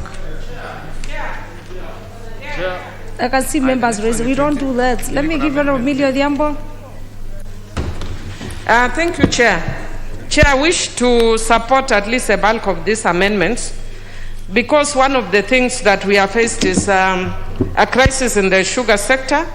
Farmers have been suffering, and with these levies, Chair, at least we see a focus not just on the producer but the farmers as well through farm improvement, farm inputs, farm operations, and price stabilization, which is very, very welcome, and I think this is a very good amendment. I support. Yes. Yeah, Chair. Chair. Very well. Let me give the member for Funyula. Member for Funyula. Chair, the import of this amendment is to bring stability in the sugar industry and probably drive towards minimum return for a farmer in the sugar industry. And also, Honorable Chair, as we have seen the issues of the skyrocketing prices of fuel, we need to have a stabilization fund to stabilize the prices so that either party, be it the consumer, be it the producer, does not suffer undue price hikes. Thank you, Honorable Chair.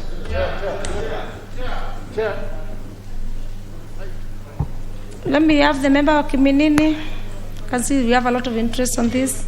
Yes, member. Thank you, Chair. Like other crops, this is a provision for this stabilization fund, which will add value in the industry, Madam Chair, and particularly the 45% that goes on infrastructure.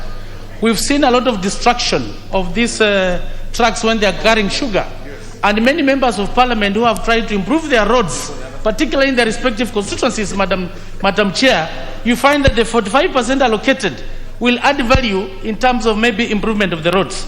But however, Madam Chair, when we leave it Cabinet Secretary plane, is it Cabinet Secretary in charge of agriculture or is it Cabinet Secretary in charge of treasury?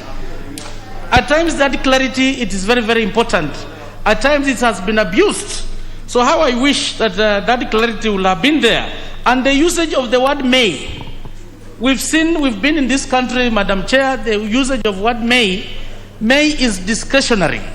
And at times it can give room to be abused, whereby the Cabinet Secretary, whoever is in charge, might not at any given opportunity even consult the board. So how I wish as we move forward, we think through and see, shall we say Cabinet Secretary may or shall? Because this issue has been happening on the floor of the House, whether consultation in concurrence or not in concurrence. And because these words are being used here, as we move forward, maybe we can think through and see how these words can be cleaned. Otherwise, I do support. It is important that we must have this. It will help in ensuring the minimum return to the sugarcane farmer. I thank you.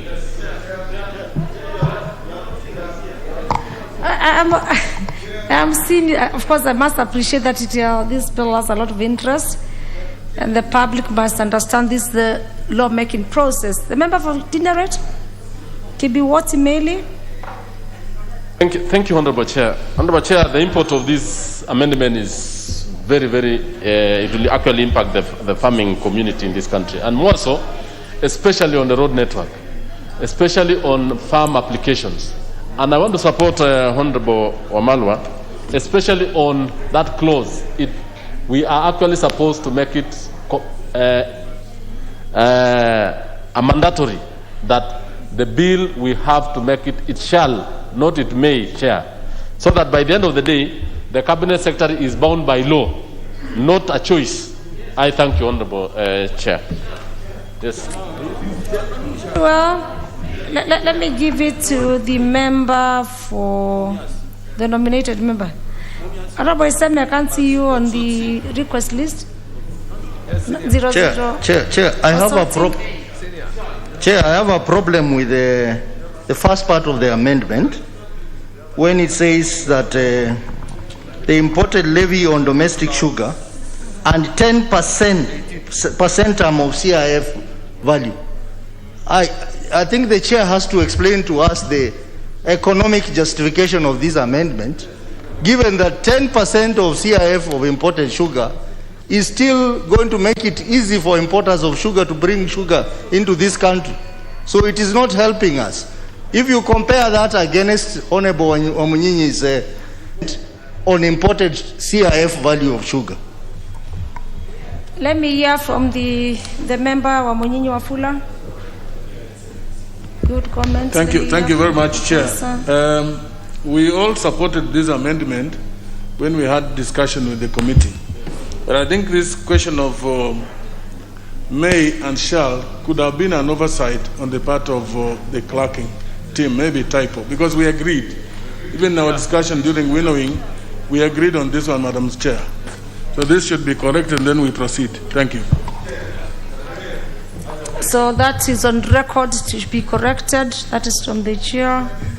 Thank you very much. I think that will be corrected. That should be done. That it shall be the government secretary shall, in consultation with the board. I think that is in order. The chair is in admission. That is in order. And then I just wanted to also add something about opening, where the honourable member said that we should leave it open. We've seen the challenges that have faced the sugar sector, and I think leaving it open will not help us. And it's also time we also face and see how we can help the farmers. Very well. Let me give to the member.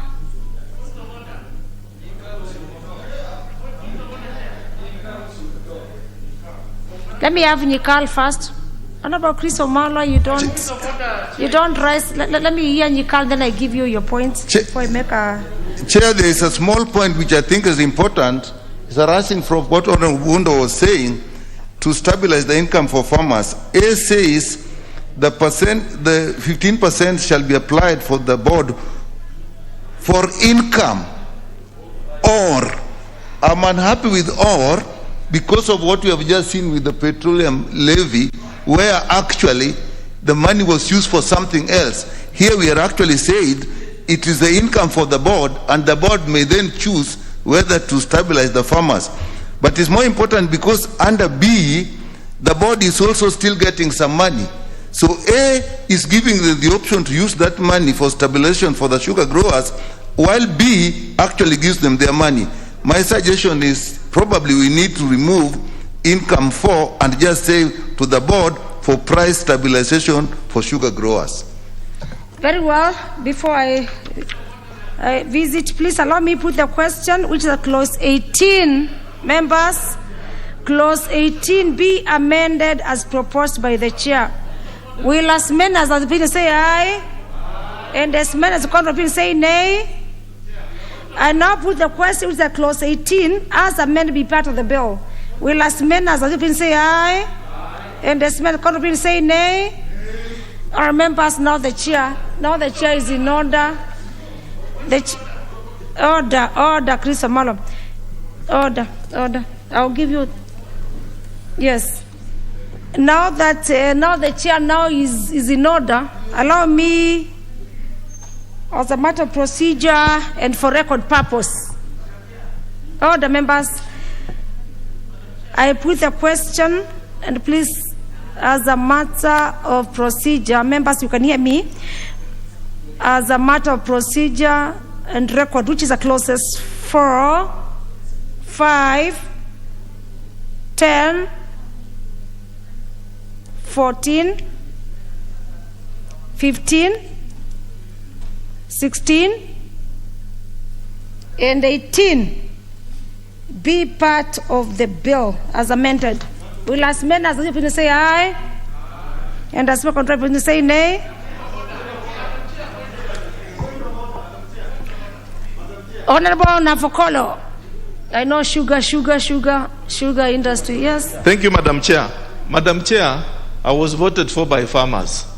And anything that touches on cane farmers, Madam Chair, we cannot sit and wait. The issue on clause 18 is very important, especially the movement of figure 10%. We should allow the movement of figure 10% to the cabinet secretary. Now that the chair has considered the use of may to shall, let us allow the volatility of the 10% be not, the minimum should be 10, but allow the CS to move upwards with that percentage, Madam Chair. So it's important that we now recommit that. Now that we voted on it, we recommit it so that, Madam Chair, we can now look at it thereafter. We hear you, member for Navacola, we hear you, and you know the process of the House. Let me hear from Kiris Famalo. Thank you, Madam Chair. Madam Chair, the Committee of the Whole House is the heart of lawmaking. Very well. And when it comes to clause 18, 1A, whereby we had an opportunity to have discussed and agreed the word shall, and such a mistake maybe was done by design. How I wish that the chairman can move even an amendment right now so that we amend the word may to shall. Because we are likely, many times we've passed laws here, they go to government printers and you see the main mistake, or you allow us to recommit at an appropriate time, Madam Chair. Very well. Thank you. Honorable Chris Amalwa, thank you, the member for Nafokolo. Members, you know very well the procedure of the House. Honorable Chris Amalwa, you are at liberty to recommit clause 18. And the House will take a vote on the same. Yes, and you know your standing orders very well. As a chair, I may not have a lot. Yes, the Honorable Asoti. Now that you have already put Madam the Chair, as you recommit clause 18, I also wish clause 15 to be recommitted. I am not saying we are recommitting. You must follow the process and procedure of the House. Recommit or... Yes, let me have the member for Mummy Assist. Yes. I know sugar is... Thank you, Madam Chair. Madam Chair, I am really grateful for what I'm hearing from members. How I wish they would have been there when we were doing the winnowing. Madam Chair, why this clause is may is because we, as a country, we have signed international agreements. And the CS must act in line with the international agreements that we have signed. Because if you looked at COMESA, there is an aspect of imposing tax that then will deny other countries from doing fair trade. Therefore, that's why we used the word may as opposed to the word shall. Thank you, Madam Chair. Shall is conditional. Other members, I really hear you, but where I sit, members, you know the procedure of the House. If it's a recommittal, you know how to do it. So you know how to do the recommittal to the same. And now we pass laws and the public is watching, is that we must take a vote on the same. So allow me put the question to clause 18. Before I do that, there's an interest. You know, members came here to represent the others. Yes, honorable member. I think just a matter of correction and addition on clause 18. We come from this sugar belt, and as mentioned on 18(7)(d), the 45% shall be applied for infrastructure development. I want to add the word maintenance, development, and because you can develop and you don't maintain. We've had a lot of infrastructure problem, so we should have the word maintain there as well. Develop and maintain. Yes. Very well. Those are the proposed amendments that you can still make. Of course, we had already put the question to clause 18. At my discretion, just to give you just to highlight. But members, just as a matter of advice and information, you can still recommit your clauses. What matters is the House to take a vote on the same. The chair may not decide. So, next clause. Clause 19. I propose a question which that clause 19 be part of the bill. We have no amendment to clause 19, and I put the question which the clause 19 be part of the bill. Honourable members, will as many as this opinion say aye? And as many as contrary opinion say nay? Members, the ayes have it. Let's close. Clause 20 and 21. I propose a question which the clause 20 and 21 be parts of the bill. Again, we have no proposed amendment to clause 20 and 21, and I have moved to put the question which is clause 20 and 21 be parts of the bill. Members, as many as this say aye, and as many as contrary say nay, there is it.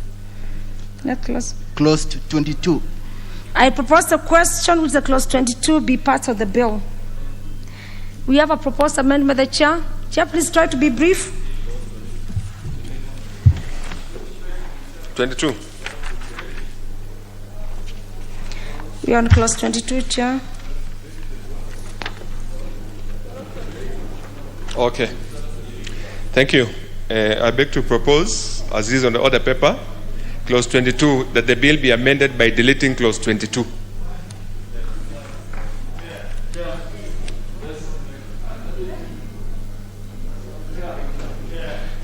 I propose a question, members, that is clause 22 be amended as proposed by the chair, and that's a deletion. It's a deletion, be deleted. So I get to the member for Tinderet.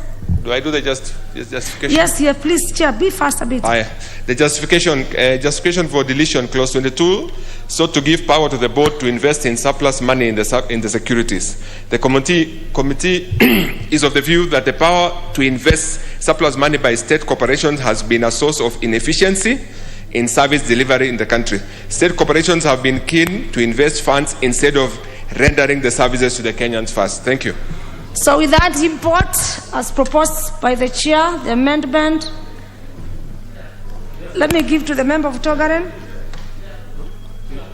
The member for I can see a lot of interest. We will not speak to this. I support we that will amendment. not speak to these members. Please let us be patient a bit. We'll speak I support to that amendment, Chair, because historically, the previous sugar board is in record, having lost several million, hundreds of millions of money by depositing in the collapsed Eurobank. So we should actually curtail this kind of behavior. In fact, if the board has got a levy to develop, to have a fund, this fund is supposed to be utilized by the sugar sector. Where are they going to get surpluses from? If they create surpluses, it will mean that they are not actually delivering the service. So actually, we should not give them any leeway to invest that money in anything. Thank you, Madam Chair. Very well. The member for Tinderet. Honourable Chair. Members, a very critical bill. Honourable Chair, I support this amendment, and I think as members of our Agriculture Committee, the honours of the board is to look on farming issues, not investment, not on securities, not on any other. And I think Honourable Munini has just, Honourable Member for Tongaren has just put it. It is a loophole that will make directors to siphon money from farmers. I support that, Honourable Chair. Let me hear, before I give the move of the bill, Honourable Munini, I will still give you time because we are here to make the law. Honourable Sangok. Honourable Chair, we have the Transmara sugar belt, and when this board is supposed to serve farmers, sugar farmers to be specific, again investing this money to what God knows what. You know, they can even decide to invest in a bank that they know will collapse next week because they have a hidden agenda with proprietors of a certain bank. Honourable Speaker, for me, that one is not possible at all. They should only invest back to their farmers. Noted for the debates. Let me have the member for Madeira West. Member for Madeira West, the Honourable. Thank you, Madam Chair. Madam Speaker, Madam Chair. I think I stand also to support this deletion of that clause because from experience, boards have invested money outside their core businesses, and ultimately some of those investments became personal investments for some of the boards who have stayed there for years on end. And therefore, from that experience, and having lost a lot of money from the farmers before, we should not allow this to continue anymore, and therefore I support and we delete that section. Let me have the member for Kimilili. The member for Kimilili, the Honourable. Thank you, Madam Chair. I support this amendment. It's a very important amendment because most of the times when the auditors go to audit mismanagement of such funds, if they have been given a leeway to invest elsewhere, they will create so many English around where that money has gone. So this amendment is going to ensure that this fund only goes for the intended purpose, developing the sugar sector in this country, Madam Chair. I support this amendment. Very well. I see a lot of interest on this. Honourable Joshua Kituni, the member for Cherogeny. Thank you, Madam Chair. Madam Chair, I support the proposal by the Chair. Madam Chair, I want to give you an example of KDDA. The reason why we have all the KDDA going down, the farmers have suffered, it is because they've got several holdings, private holdings, where they took the money from the farmers and they went invested, Madam Chair. And then, Madam Chair, deliberately they mismanaged. So then they can go up on sale and they go and buy most of these holdings, Madam Chair. So do you support, you don't support? Madam Chair, I support. You support very well. Thank you, Madam Chair. Let's be brief on members. Let me have the member for Funyula. The member for Funyula. Chair, while it might be the vote to support the amendment as the deletion of the particular section, but let's paint a very practical situation. The board will collect funds. It will not expend those funds immediately. There will be a time lag between the funds when it's collected and when the funds are expended. Keeping that money in the bank is even more riskier than putting that money in government securities, which are gilt-edged and have got zero risk of failure to recover the money. We need to rethink about it. It might be popular. We might be driven by historical fear. By the fact of the matter, keeping billions and billions sitting and idle in an account is very tempting for the mandarins to steal the money. Very well. Putting in government securities is a safer way to protect these funds. I submit, Madam Chair. Thank you so much. Members, I can see a lot of interest. Let me have the nominated member, Hotsoti Godfrey. Just a comment, please, before I put the question. Madam Chair, I want to concur with what Honorable Undo has said, to say that if you look at the amendment, if we look at the proposal in the bill, Treasury will give the approval. Previously, there was no approval from the Treasury. So I think that is a very important point, that we allow the board to invest this money, but with the Treasury approval. We have had cases where boards have been allowed to sit on the money, like a communication authority under the CIF. The money is sitting there, billions of money doing nothing. In fact, it's earning interest for board members. Your point is noted. Honorable Barasa, please put your mic off. Thank you. There's a different view from the member, Honorable Wanyonyi.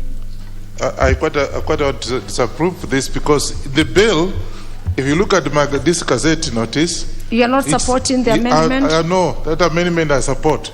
What do you have to do? Honorable? All I'm saying is that I think this must be deleted because already the Treasury you're already debating. Yes. You're already debating. So therefore, I support. You already supported before. So you already debated. Please, members, let us observe the procedures of the House. The member for Kandui now, please, the sponsor of the bill. Please make your comment and I put a question. Thank you, Madam Chair. Actually, initially, in the original draft of the bill, we thought this would have catered for surplus funds, where we have funds that cannot be expended immediately, and with the approval of Treasury, the board would then invest the funds in securities, government, Treasury bonds, and so on.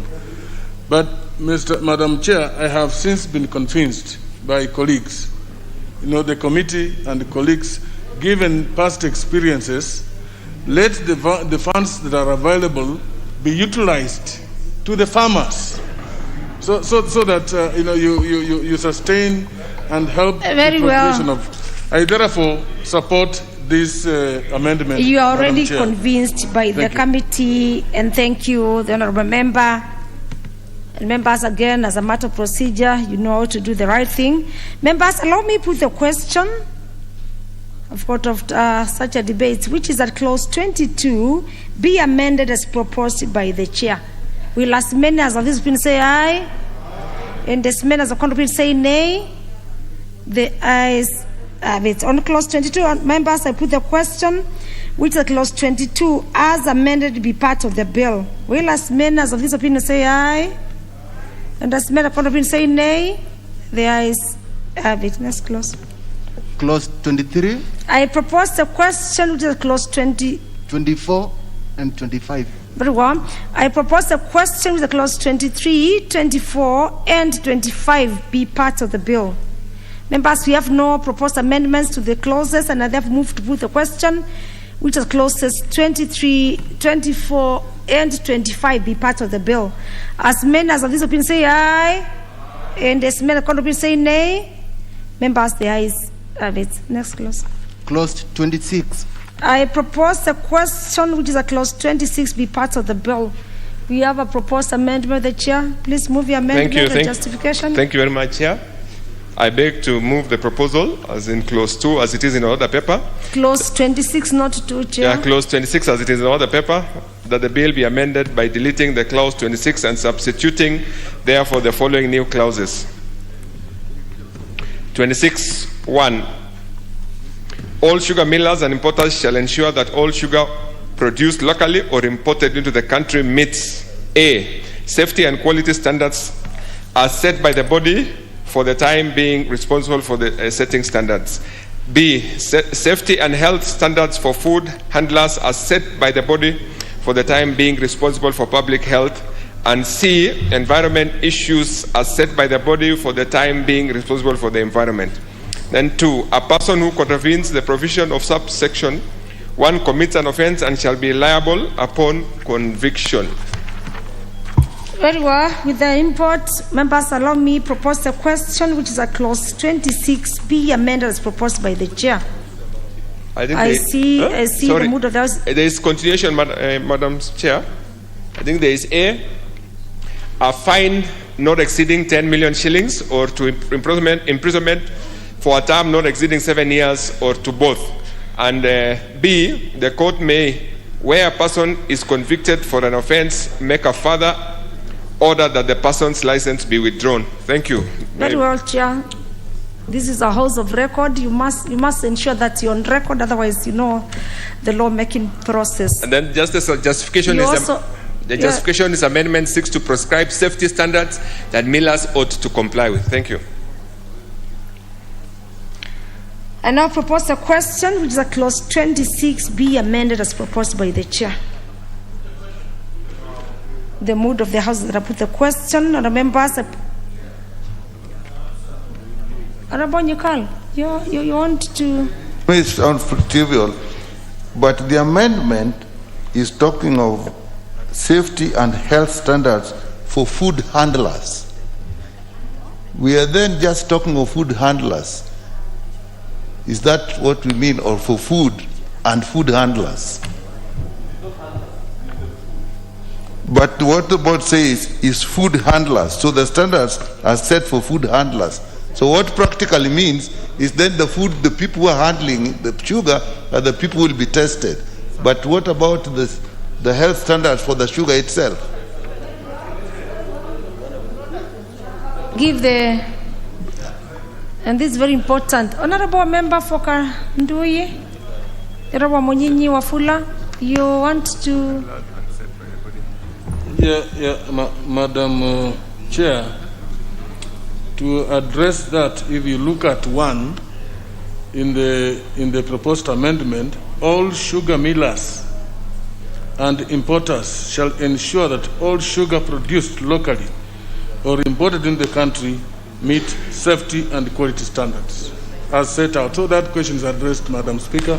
We also have agreed that this amendment should go through, and I support, Madam Chair. Very well. With that comment, of course, I know the Honourable Member has heard. Members, please, for us to be able to move fast. Honourable Member for Tinderet, I wanted to put the question, please. Can you just make a comment? No. I know we have a lot of interest in this. I just wanted to bring to the attention of Honourable Nyikal that it is actually the sugar itself. You know the process. Honourable Chair. Honourable Member, you know the process. Honourable Member Nyikal, do you want to be informed? You should seek for information. At that 1A, the safety takes care of the sugar, and the second one now takes care of the handlers as well. Both of you could not be absent. Just finish your comment as I put the question, Honourable Member for Tinderet. Just summarize it. I put the question. The amendment, Chair, is quite okay because a matter of procedure. It has come to our attention that at times importers bring in raw, unhealthy, and poisonous products in the name of sugar. Very well. So that will actually, when we put this, it will actually put a stop to that, especially on raw sugar. Thank you. As a matter of procedure, members, if you want to get information, you must inform. There's a point of order in your standing orders that you can seek to get information or to inform a member or members. But I think we are doing very well. It's a very important bill. Then I put the question, members, please, let me put the question, which is that clause 26, as amended, be part of the bill. Will as many as open say aye? And as we're contrapin say no? The ayes have it. Let's close. Clause 27. Members, I propose a question with a clause 27 be part of the bill. Honourable Chairperson, you have an amendment to this? You have a proposed amendment to this, Chairperson? Clause 27. Clause 27. Thank you, Chair. Clause 27. We have. Thank you, Chair. Thank you, Madam Chair. We have. I beg to propose clause 27 as it is on the order paper, that the bill be amended by deleting clause 27 and substituting therefore the following clauses.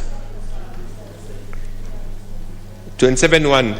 The board shall ensure, subject to such regional and international trade agreements to which Kenya is a party, that all sugar importers into the country are subject to all the prevailing import duty, taxes and other tariffs. 2. Despite subsection 1, the board shall ensure that... Chairman, Honourable Chairperson, of course, in the interest of time and the members, Yes. Now I know every member, and most of them have the order paper. And again, our computers we have online in the Parliament. You can just say as per the order paper. And in your justification of the import of your amendment, you can just summarize. So that Thank you very much, Madam Chair. Thank So you. I think since I'd proceed, I can just go direct to the justification. Thank you. The justification. But you must state that as in the order paper. Yeah. Yes. My sounds of justification, record. as in the order paper, to propose amendment clause 27. Chairman, say your proposed amendments as per the order paper. Thank you. And then now you can just give us the import, just in a summary. Thank you. I beg to propose amendments as in the order paper, clause 27,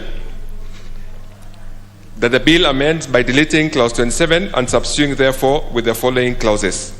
The justification for the amendment is that the amendment seeks to limit imports to when it is necessary only upon approval by the board. Thank you. Very well, members, I propose a question, of course, with that input from the chairperson, which is that clause 27 be amended as proposed by the chair. There's no interest to this, and I put the question. You have an interest, honorable member? Madam Chair, I support the amendment. But maybe at the committal stage, I'll propose that something is done to do a further amendment, because I would wish that when we are talking about the importation be limited to the deficit that is in subclause 2A, we should include also the word sugarcane, because sugarcane is also imported from neighboring countries, and it affects sugarcane farming in this country. We also want it to be limited to the deficit. Thank you, Madam Chair. Very well. Members, I put a question, which is a clause 27, be amended as proposed by the chair. Members, as many as of this opinion say aye, and as many as of contrary opinion say nay. The ayes have it. I put the question to the clause, which is a clause 27, as amended, be part of the bill. Members, as many as of this opinion say aye, and as many as of contrary say nay. The ayes have it. Next clause. Clause 28. I propose a question, which is a clause 28, be part of the bill. Members, we have no amendment to clause 28. I therefore move to put the question, which is a clause 28, be part of the bill. As many as of this opinion say aye, and as many as of contrary opinion say nay. The ayes have it. Next clause. Clause 29. I propose a question, which is a clause 29, be part of the bill. We have a proposed amendment by the chair. Chair. Thank you. Clause 29. I beg to propose, as it is on the order paper, clause 29, that clause 29 of the bill be amended as subclause 3. Subclause 3. A, the paragraph C, by inserting the words. Just justify in a summary your. Clause 29. And that is what we call the import of the. As per the order paper, sorry. The import of the amendment, Chair. Sorry. So I beg to propose as it is on the order paper, clause 29. 29. Let me look for the justification. Can't see it here. Oh, clause 30. Please give the chair time. Just give me time. Give the chair time. Chair, you are protected. I must protect you. I must protect you. Protected. I think this chair. was also missed out. I'll have to clarify that I'm not seeing the justification here of clause 29. Please. 29. It's not there. I have 30 unless there's a mix-up somewhere. The justification is very important, Chair. Thank you. We'll come back to it. Just give me a minute. No, we can't do that. Please just look for the justification. Just look for the justification. Why are we amending clause 29 as you are proposing, the chairperson, agriculture and livestock? We give you time. Please, can we give the chair time? It's really a long bill. I need to check on this. It's not, I think there's a mix-up here.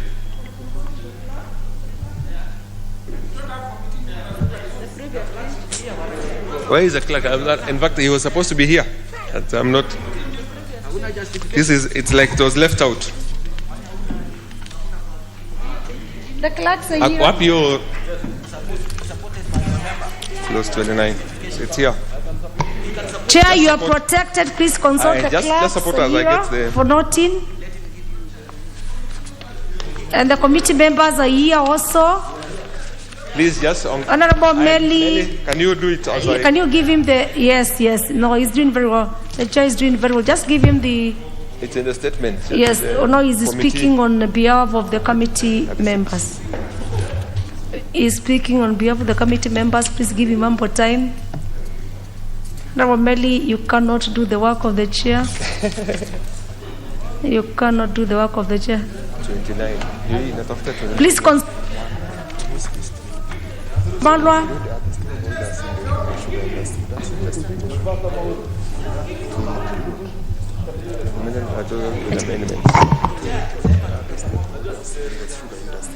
The justification is to include other stakeholders in the industry.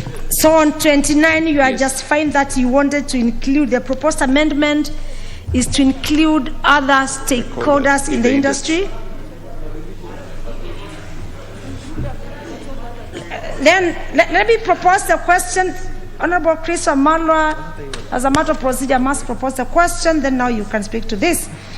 Honorable members, I propose a question, which is that clause 29 be amended as proposed by the chairperson, Agriculture and Livestock. Yes, Honorable Chris Amalwa, now you can speak to this. Yeah, thank you, Madam Chair. As we said earlier, when it comes to the Committee of the Whole House, this is the heart of legislation.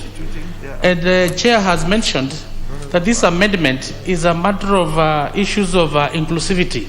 But when you look at the words, because justification are subject to the words that you are changing. Because here, for instance, you say that you delete the word impose, appearing after the words the board, and substitute therefore with the word enforce. The two words, in terms of the context, when you say inclusivity, it does not add up, Madam Chair, unless there's still some confusion. Very well. Yeah, absolutely. So they need some more specificity as far as the issue of justification is concerned. Honorable Chair, very well, Honorable Chris. And this is a very important process of the lawmaking. Before Chair, you respond before you respond to that, can I give to Honorable Member for Tinderet just to make a comment? Members, we must move yes. fast. Thank you, Honorable On Chair. clause 29. Honorable Chair, the import of this this amendment is actually to make clarity on agreements made between the grower, the producer, and the miller. So you realize that there are certain issues that will come into play, Chair, as the farmer himself, who is a grower, is entering an agreement with the miller. So that if in the event the miller is going to undercut the farmer, the board has the power to impose and enforce the law so that it will be in the interest of the farmer. In clause C, Honorable Madam Chair, by the words imposition, paragraph C, by deleting the words imposition appearing at the beginning of the paragraph and substituting the word, therefore the word enforcement. Actually, Honorable Chair, this one is actually to ensure that the agreement that has been entered between the farmer and the miller and the grower is respected, and the board acts as a regulator. So this amendment is quite in order. I support. Of course, I will still give the chair the last one so that it can clarify to Honorable Chris Amalwa on the same. Can I have the nominated Osoti Godfrey? I can see you all need to make a comment on this. No, Madam Chair, I didn't want to speak to this. You did not want to speak to this. I think I pressed by Member mistake. for Funyula, just a comment on this. Yes, Chair, the amendment is a composite amendment, so to speak, involving several subsections, and hence the issue of pricing, as we'll see under the pricing committee, involves consultation with the stakeholders.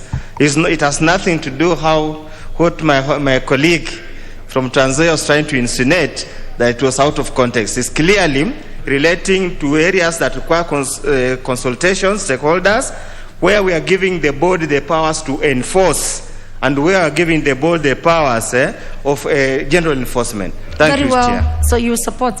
Anyway, that was just a comment. It was not a time for you to.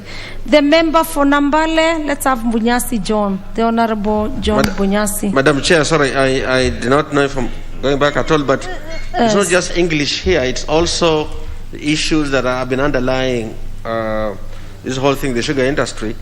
Some of the stakeholders, including the millers, have been some of the biggest problems and stumbling blocks, even to agreed formulae. So that consultation of stakeholders, I think, needs to be a bit more specific, but it isn't. So I think passing it as it is, we may be, in fact, introducing even further complications. Mm-hmm. Very well. Members are not in for their voting. The member for Matayos. The member for Matayos, Robodanga. Proceed. Makoha. Let's proceed. You must be on record. You've caught my eye. The member for Matayos. If you have nothing to say, you can still be on record. I have no desire to make further comment on this. You are not decided to make further comment on this. Good to be on record. The member for the last one now to speak to this. The member for Kandui. Just a comment. Thank you, Madam Speaker. Madam Chair. This amendment is touching on very important clauses in this bill. They are to do with agreements, even agreements to do with pricing. So they are not, they are not just amendments that we want to brush about or that are not well thought. Madam Speaker, first it takes away it takes away the need to ensure that the board consults, that it is given power to act without consulting. I think this is what is coming out clear, Madam Chair. Very well. So given the importance, I thought there would have been consultation also, but because of the need to ensure compliance and to ensure that farmers benefit, where decision is taken that favors farmers, I am supporting this amendment, Madam Chair. Very well. The member for Kandui, the Honorable Wamunyinyi. Members, please allow me put the question to this after the debate, which is that clause 29 be amended as proposed by the chair. As many as of this been say aye, and as many as have been say nay. The ayes. I put the question that the global question, which is at clause 29, as amended, be part of the bill. Members, will as many as of this opinion say aye, and as many as have say nay. The ayes have it. Next clause. Clause 30. I propose the question that clause 30 be part of the bill. We have a proposed amendment by the chair. And now I think now, members, we can move a bit faster. Thank you, Madam Chair. I beg to propose as it is on the order paper, clause 30, that the clause 30 of the bill be amended. Justifications. This is to ensure the rights of growers are safeguarded where the public milling company is privatized. Thank you. And with that, important members, I propose a question, which is a clause 30 be amended as proposed by the chair. I see no proposed amendment or interest to speak to clause 30, and I therefore, yes, Honorable Member for Tongaren, Honorable Simiyu, Eseli, Daktari. Chair, I must admit I'm not a financial expert, but the issue of privatized, then you say 51% shareholding by the public, then is that privatized? I'm looking at that and seeing we might defeat the privatization process itself, because I don't think if I have money to invest in any of these factories, and I'm only limited to 49%, whether I'll be interested. So I think, and then even the directorship, if I'm the one, the investor there, and I'm limited, I have to kowtow to the 51% shareholder, then it's not privatized really. So I think we need to be careful that we don't defeat the whole purpose of privatization, given the fact that the government has failed to run these mills. It's a fact. The government has failed. So if we are going to go privatization, then we might be shooting ourselves in the foot with this kind of thing. Very well. For the clarification of the member of Tangaren, I'll give the chair or member for Tinderet just to make a comment. Yes, member, just a comment on the same. It's important for members as they take their votes to be satisfied with the import of the whole amendment. Yes, Honorable Member for Tangaren. Honorable Member for Tinderet. Chair, I think the amendment of this clause is quite very clear. It is on a marginal note that the rights of growers in a privatized company. And on the same note, Chair, I think the issue that has been raised, especially on 51% shareholding, is actually on state-owned mills that have turned private. It is not actually on a wholly owned private mill. You can't actually put a 51% shareholding on an individual's 100% owned mill. It is actually on state-owned, which have been privatized. I think I rest my case there. Honorable. Thank you. Yes. Chair, probably the import of the amendments, first of all, in the parent bill and the amendments here, is, pardon? No, I'm not a member of the committee, but I attended the winnowing session. Thank you very well. Yeah, I attended the winnowing session, so in more or less, I own some of these amendments as a group. Very well. Chair, Very well. The import of the amendment is basically to make a policy statement that since the sugarcane farmers are the main sufferers in the event of any mismanaged company, in the event any publicly owned company is being privatized, we give our local farmers 51% shareholding, then the rest can be taken up with anybody else. It's a policy issue to empower our farmers, because they are the owners of the sugarcane, they are the owners of the land, they must benefit from their sweat and their hard labor. Very well. And members, it's also good for me to inform you. Yes, the chair, I'll give you time to just make a statement the same. Members, some of the amendments or part of the amendments that we are doing today arose from the winnowing process, which is understanding order number 131. It's good to revisit. Let me give a comment to authority. Honorable, I know you're the carrier of the bill. Madam Chair, yes, this amendment is very fundamental. I think it is telling us about the experiences we have had with the Mumias Sugar Company, where the farmers lost ownership of that company, and they have nothing to say about what is happening now because they don't have a voice. So any other public sugar mill that is going to be licensed, I think it is important for the farmers to have a controlling stake in that mill. Noted, point noted. Member for Kimani, Honorable Chris, just a comment.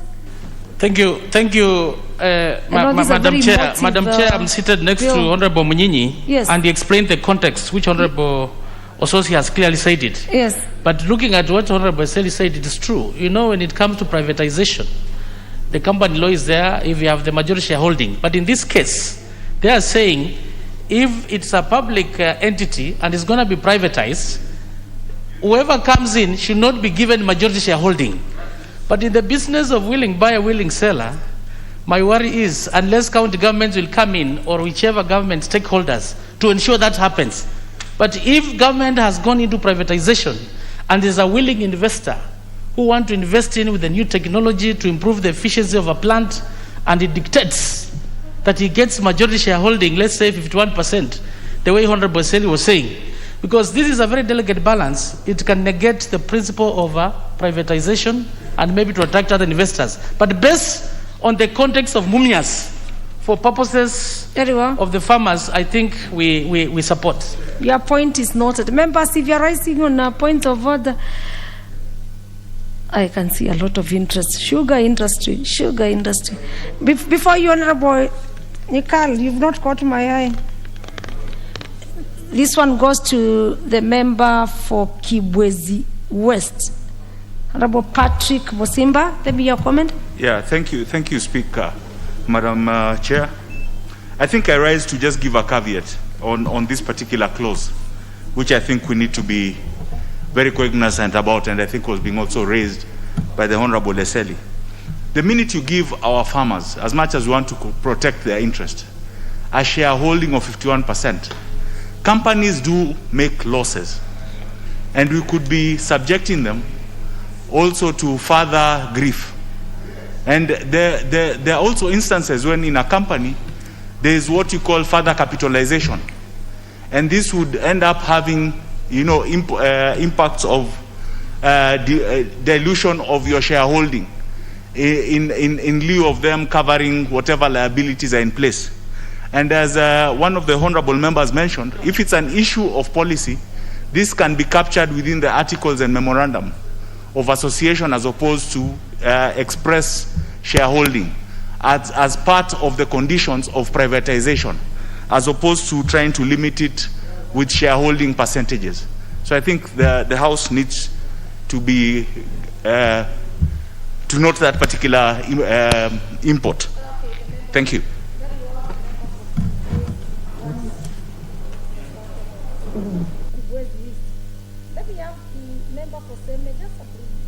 Yeah, mine will be brief. I think this is important. But you see, we are actually dealing with a situation that may be transient. Now we have public companies that are being privatized. But when we put law in perpetuity, it will come a time that they are all being. So it may be better to actually clarify that companies that were public and are being privatized. Because then that law just, it ends when you have finished the privatization. We are talking about 4 or 5 companies. Do we put a law for that? So I think maybe the chair... Members will take a vote on the same. From where I sit as a chair, I may not have a vote. Member for Honorable Munyasi Nambale.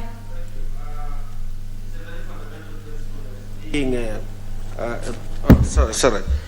This is a very fundamental principle that we are dealing with. Now, we need to be clear on this one. The example of Mias also has a lesson for this. They had a shareholding. I think initially it was 30%, perhaps more. But because of the principle, the MP, Honorable MP from Kibwezi East. I am the member, but where is it? Allowed by I'm the member for Kibwezi East. The member is Kibwezi West. My good friend, Mr. Kusimba. But it's good to note my constituency also. That's right, just in case you change positions. That's a very important principle. The farmers were disgruntled because their shareholding dropped by a fundamental amount. And then they see the value of their shares dropping. They want to get rid of them. And collectors, let's call them aggregators, came along and bought out those shares. And essentially, the farmers got disenfranchised. But it's a basic economic principle. You can't force someone to hold on to an asset that they are losing. So we have to find another way. Some people had suggested that maybe we should have a trust for the farmers. So it's so collective, the individual farmers can't make the decision to get in or out. Very well. If we do it like this, we'll have the same problems. And those aggregators... So are you supporting the amendment or you're No, not I don't support it. As it is, it's not going to be... It won't have the effect we want to have. And it will have the outcome that Dr. Seli has said. Why should be somebody who's putting in 49% be interested with that kind of control? Very well. It's also a debate, and of course we always take a vote on every clause. Can I give the Honorable Washiali Mumias is the last one, then I put the question. Honorable, then we can have the one of the bill. Thank you, Madam. Comment. Thank you, Madam Chair. Madam Chair, when Mumias was being privatized, farmers were given opportunity to buy 5%. They did that for 3 years. And they could not manage because they could not raise that amount of money. Madam Chair, I think let us help companies that want to be privatized to do that smoothly, because Many farmers, if they were to be asked to raise 49%, it will take a long time because many of these companies are worth billions of money. And for farmers to raise billions of money, it becomes a very big challenge. Therefore, Madam Chair, we need to be careful with this amendment. Very well. It's for you to take a vote on the same. The member for can do it, just a comment before I put the question. Yeah, I think, Madam Chair, we Yes. need to get the facts clear. What is before the House is not largely what members have commented about. What So is you want to make a clarification? What is before the House is an amendment to clause 30, which seeks to delete the marginal note and substitute thereof with the following: the right of growers in a privatized company. This is what we're talking about. It's point of information. Can you inform the think members? You want to inform the House? That is exactly, Madam Chair, Yes. what we are looking at and what we're going to vote on, not anything else. At B, Madam Chair, is by deleting the word milling, appearing after the words directors, and substituting thereof of privatized companies. Privatized companies, just, I think, is merely giving an express, a classification, meaning clarification that this has ceased to be public. It's gotten privatized. And it's not therefore represented by directors elected by farmers or those appointed in a public farm. Not at, we are representatives of the people. I know most of the members. Thank you, the members for doing for such clarification. Members have been talking about percentages and so on, which is not before the House. Very well, members and members, we all represent people, and of course I can see the interest for the sugar zone. On clause 30, the proposed amendment, we are proposing to delete the marginal notes and substituting therefore with the following: not A, the rights of growers in a privatized company. And of course on B, in paragraph B, we are deleting the word milling, which is appearing after the words directors of, and substituting the words privatized company. So with that import that has been given by the chair, members, I put the question, which is that clause 30 be amended as proposed by the chair. Will as many as of this been say aye? Aye. And as many contrary please say nay? The ayes have it. On the clause 30, members, I now put the question, which a clause 30 as amended be part of the bill. As many as of the opinion say aye? Aye. And as many as of contrary say nay? The ayes have it. Next clause. Clause 31. I propose a question which is a clause 31 be part of the bill. In clause 31, we have a proposed amendment. Chair, please move your amendment. And it's very important to give the right import so that members, we can move fast. Now we're going to move a bit fast with the right import. 31. We are on clause 31. You have proposed amendment to clause 31, Chair. Thank you, Madam Chair. Clause 31, I beg to propose clause 31 as it is on the order paper, that the bill be amended by deleting clause 31. I propose is a deletion. I propose the question, what is the import of the deletion?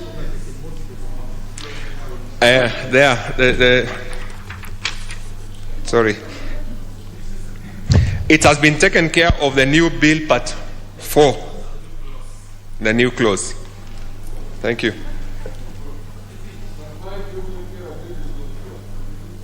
Can you get just a more clarification, the imports, just for members, for them to take a vote, because I'll just go to put the question. In the new part 4, A, yes. We can go to part. You are deleting clause 31, the import, why we deleting? Just in a summary. That 4.1. You're on 31. The provision is set out to the third schedule shall have effect in respect of the meetings procedure of the tribunal. That's 4, isn't it? 30? Oh no, sorry, that is 30. 31. Why are we deleting clause 31? Just as a summary. What is I'll the just say the import? summary. It has been taken care of by new part 4A. That's what I'm trying to Part get 4A to. is taking care of clause Yes. 31. Oh, sorry, That is your- sorry. That's all. They are not the same. Sorry, it's a mistake. Is it, It's a mistake. Sorry. Honorable Chair, please just get organized. We are not in a hurry. We would rather, this is a very important bill. 31. You can see the interest by the members, and that's where we today. Yes, you must convince the members why we are deleting clause 30. Sorry. When we make a law I want to refer you to the order paper. It's saying to establishment of a sugar arbitration tribunal. Please, let's go there. 1228. 28. Let's go to 1228. I think that's it. That's what I was looking for. So, honourable members, with that, Are we together? of course, the members can comment during their contribution to this. Honourable Chairperson, your proposed amendment on clause 31 is deletion of the same clause. Yes. Allow me to propose a question, because the members, of course,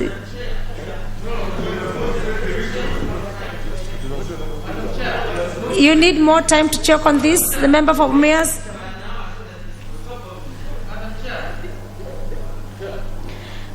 Members, you know, you cannot speak to the same amendment before I propose the question, but I'll give you time. Mr. Chairperson, please, can you give the import of your Are we together? amendment? You are not together with establishment of a sugar arbitration tribunal. That there will be established a tribunal to be known as sugar arbitration tribunal.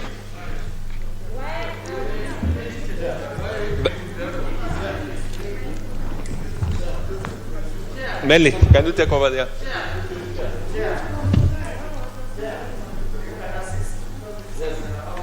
Let the members of the committee also assist kindly. Chair, Members of the before you committee who were assisted, together. Yes. Chair, before you assisted, please let me have the proposed amendment as an asset of the House. There's no way we can debate the proposed amendment if it's not an asset of the House. So I propose the question, members, for your consideration, which is a clause 31 be amended as proposed by the chair, and the indication is that it's a deletion. So I open the debate now. Honorable Nyikal. Chair, mine will be actually a point of order and sequencing. It looks like we are deleting 31 because when we go to new part 4A, it is replacing it. But my issue is, how do we delete before we pass the other part? Because it would have looked like we pass that one first, and then this will be a sequential amendment. That's my comment, Chair. Honorable Nyikal, you have been in this house for long. A new clause will always come after the clause 41. But if it pass and this has been deleted, it's up to the House to take a vote on this. If you decide to negate the amendment on clause 31, you are at the liberty to do it. Let me hear the comment, and that's why we usually have a debate arising. Let me have Honorable Godfrey Authority. Yes, members, we will speak to this. It's a very critical bill, and that's why today you can notice that we won't really... Madam Speaker, yes. I think the point raised by Dr. Nyikal is very crucial, because one of the things I'm asking myself is that we are deleting clause 31 and introducing a new clause altogether.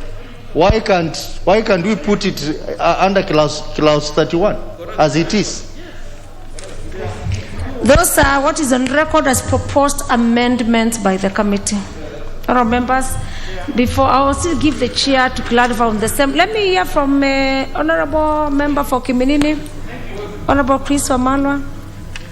Thank you, Madam Chair. Madam Chair, in this House, we have the technical team, the clerks, and there is normally a procedure of amendments. For instance, Madam Chair, and I've been an active member when it comes to the Committee of the Whole House, unless there's a proper justification by the chairman, why we are deleting 31 in totality. Because really, if there is some clause 31 we want to improve on it, we amend it. But in this case, we are deleting it in totality and coming up with another new clause in totality. And all of them are talking about the arbitration tribunal. That's why members are asking, what is the justification? And this is very critical for the deletion.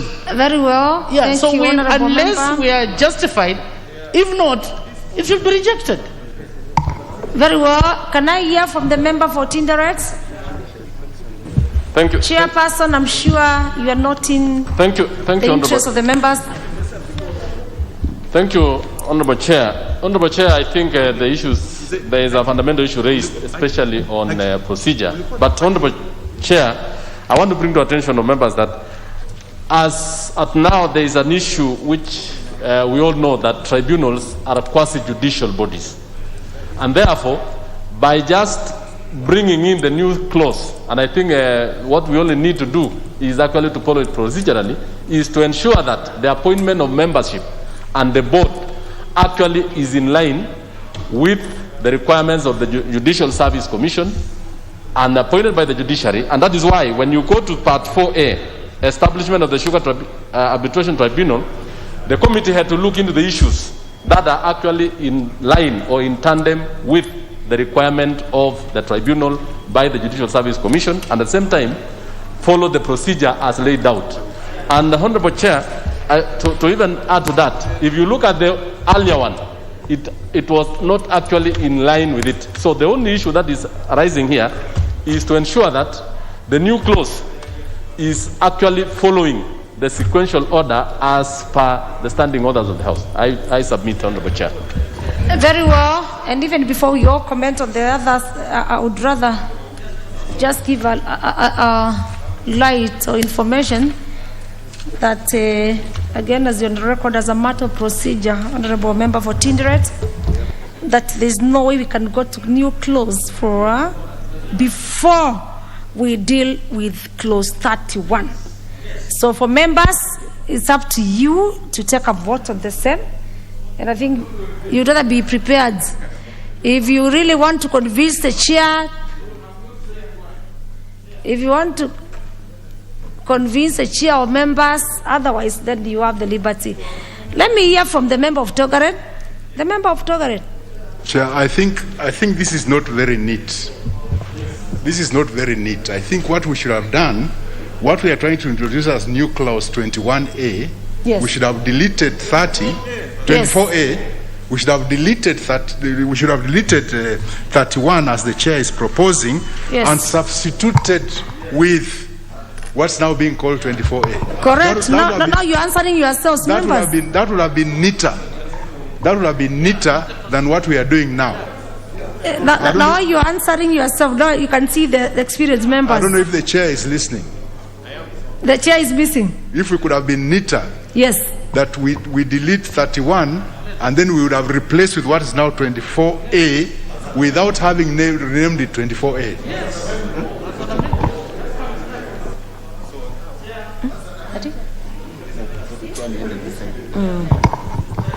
The chair is consulting. Members, you can still take a vote on the same. You can recommit. You can let the chair consult with the clerks, and of course at the end of the day the members will take a vote. But before that, can I give the member for Funyula just a comment on the same?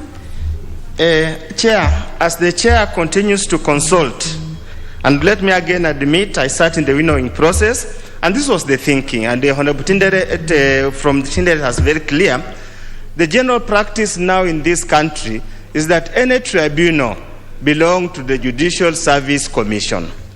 Now here we are hostage of our own procedures. I totally agree with my colleagues that if we delete this particular clause, then the new clause, the new section that we are proposing does not go through.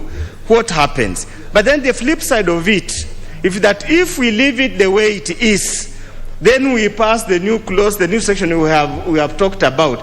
What is the import of such kind of an approach? Here is a leap of faith. It's a leap of faith we delete and hope and pray that we pass. In the event we don't pass, there's that provision of basically of recommittal. And Madam Chair, the reason is the tribunal is so critical to the sugar industry. The treatment given on it on the parent bill under clause 31 is so shallow, is so narrow, and it's against the common practice now. Will not serve the purpose for which it was intended to serve.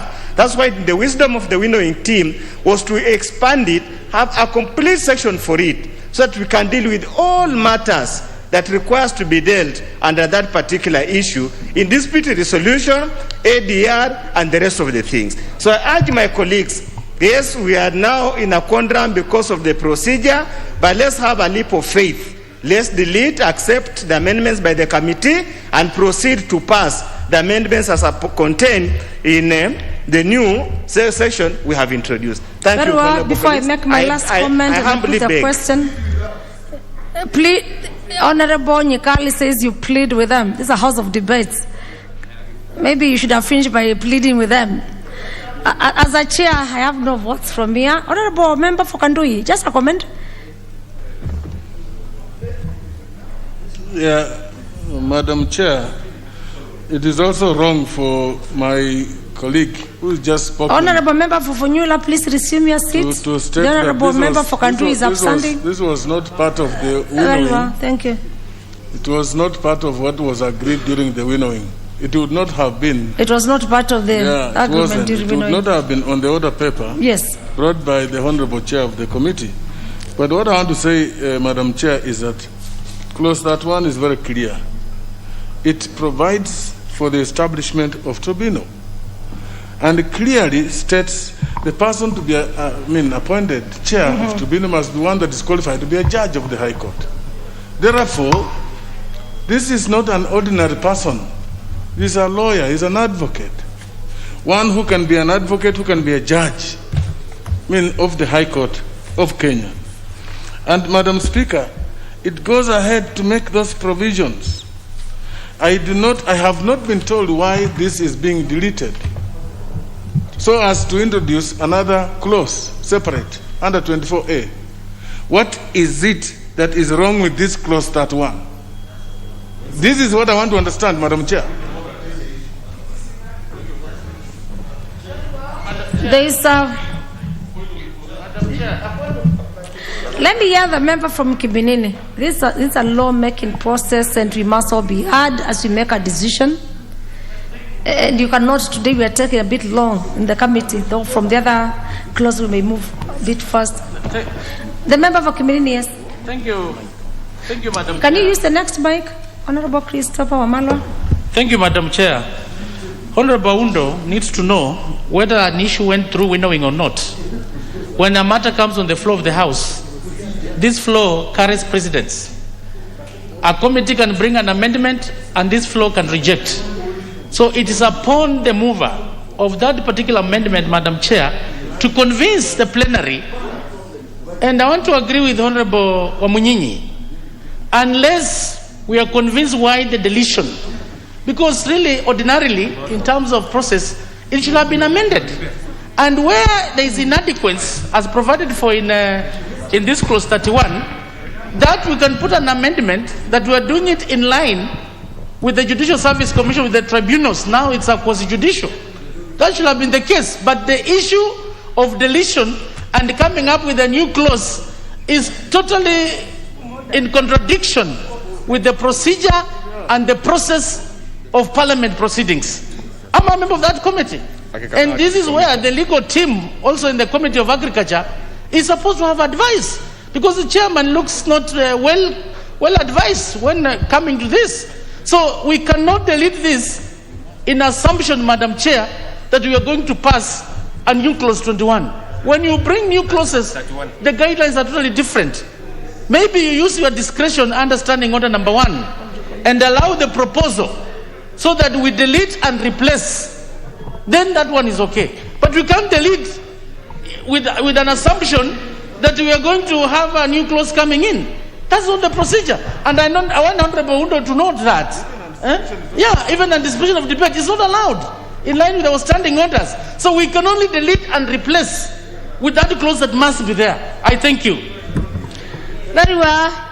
Members, I must thank you for your expertise in the House, but as a matter of procedure of the House, let me hear from the Chair. The Honorable Chairperson. Thank you. I can see the Chair now is sat next to the Thank you, Madam. Office. Thank you, Madam Chair. Just for the members also to get to know that initially, I wanted to explain that initially the tribunal was established under the miscellaneous part of the bill. And the committee, when we were discussing or looking into this thing through our own wisdom as members, thought it to be better to establish a substantive part 4A, which is establishment of the tribunal. But if members feel agitated on that, we can still recommit and maybe... If members feel agitated. If you feel agitated about that, we recommit and then we will deal with it. Chair, this is your proposed amendment. Chairperson, this is your proposed amendment and we must go through the whole procedure. If it's about recommittal, he'll still bring recommittal as a matter of procedure. So, honourable members, allow me put the question. If I were you, I would have discussed with the Chair, but I don't want to get into the debates for further amendment. Let me put the question to clause 31. And then from there, you can bring your further amendment, because as far as I'm concerned, I've not received any further amendment on my desk. Please, it is up to the House to make a decision. If you want it recommittal, you know the procedure, the process. He has said you'll recommit. It's up to the House, please. It's up to the House. Honourable members, I put the question.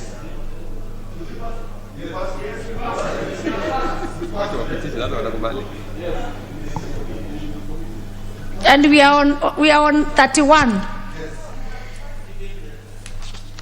A proposed amendment on 31, which is deletion. Members, I put the question, which is that clause 31 be amended as proposed by the Chair.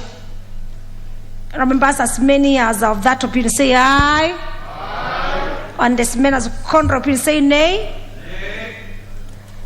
The ayes have it. I now move to put the total of the global question, which is that clause 31 as amended be part of the bill. As many as have the opinion say aye. And as many as contrary opinion say nay. The ayes have it. Next clause. Clause 32. I propose a question, which is clause 32 be part of the bill. Members, we have no proposed amendment to clause 32. And now move to put the question to clause 32, which is clause 32, be part of the bill. As many as have this opinion say aye. All the members, the House of taking a vote. Members, I put the question to clause 32, which has no proposed amendment, which is that clause 32 be part of the bill. Will as many as of this opinion say aye? And as many as contrary opinion say nay? The ayes have it. Next clause. Clause 33. I propose the question which clause 33 be part of the bill.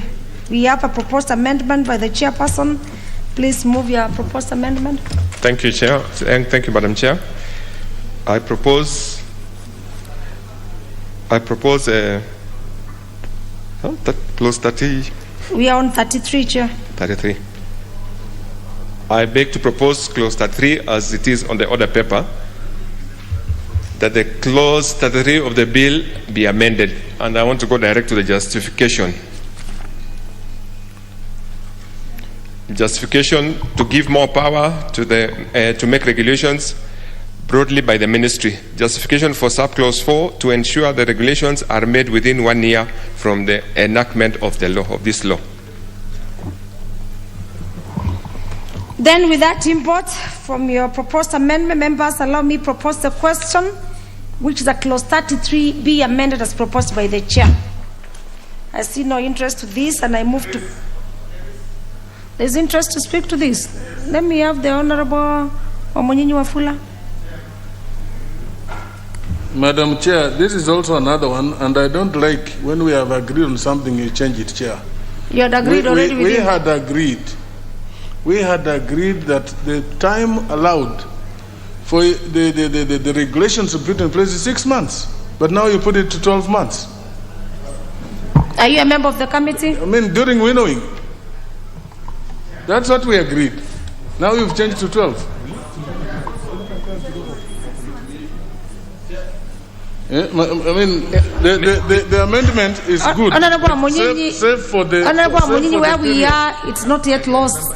It's up to the House to take a vote on it. You can bring your proposal, you can change, you can exercise your powers as a member of Parliament. Thank you, Madam Chair. I think the proposal for 6 months was for Washali, if I may remember. But I think the committee members met and took a note that 6 months is too short and agreed as a committee for 12 months. This was something that was agreed, it was not changed. So I want you, Mheshimiwa Wamunyi, don't say we changed anything, because it was an agreement of the committee. Thank you. The member for Funyula. The members are free to express themselves. The member for Funyula. Chair, we need to go on record that was an area that was had a lengthy debate during the winnowing meeting. And the issue is practicability. Yes. And I clearly said, Chair, I sit in the delegated legislation committee. And I know the procedure of making subsidiary legislation. Even as we stand here now, I'm almost certain 1 year is not adequate to complete the process of stakeholder engagement, public participation, and bringing forth the regulation. And that's why I'm willing to go for 1 year. It puts pressure on the regulatory making authority to move with the speed and bring the relevant regulations to the House for purposes of enactment. I think that was the issue. 6 months is not practical, Chair. We need it to be practical. Thank you. Very well. Very well. Let me get from the member for, of course, a very common name in the sugar. And for the public, we are dealing with the sugar bill. It's very emotive. I can see members are all of interested. The National Assembly Bill number 68 of 2019. And it's important for us to do well. Let me have the member for Mumias East.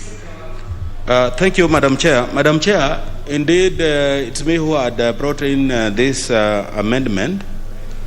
Unfortunately, this amendment is, my name is not anywhere, but I agree, Madam Chair, that when we looked at the period, because even after the enactment of this bill, there will be that period of identifying the board members. There will be elections and whatever. It will take some time.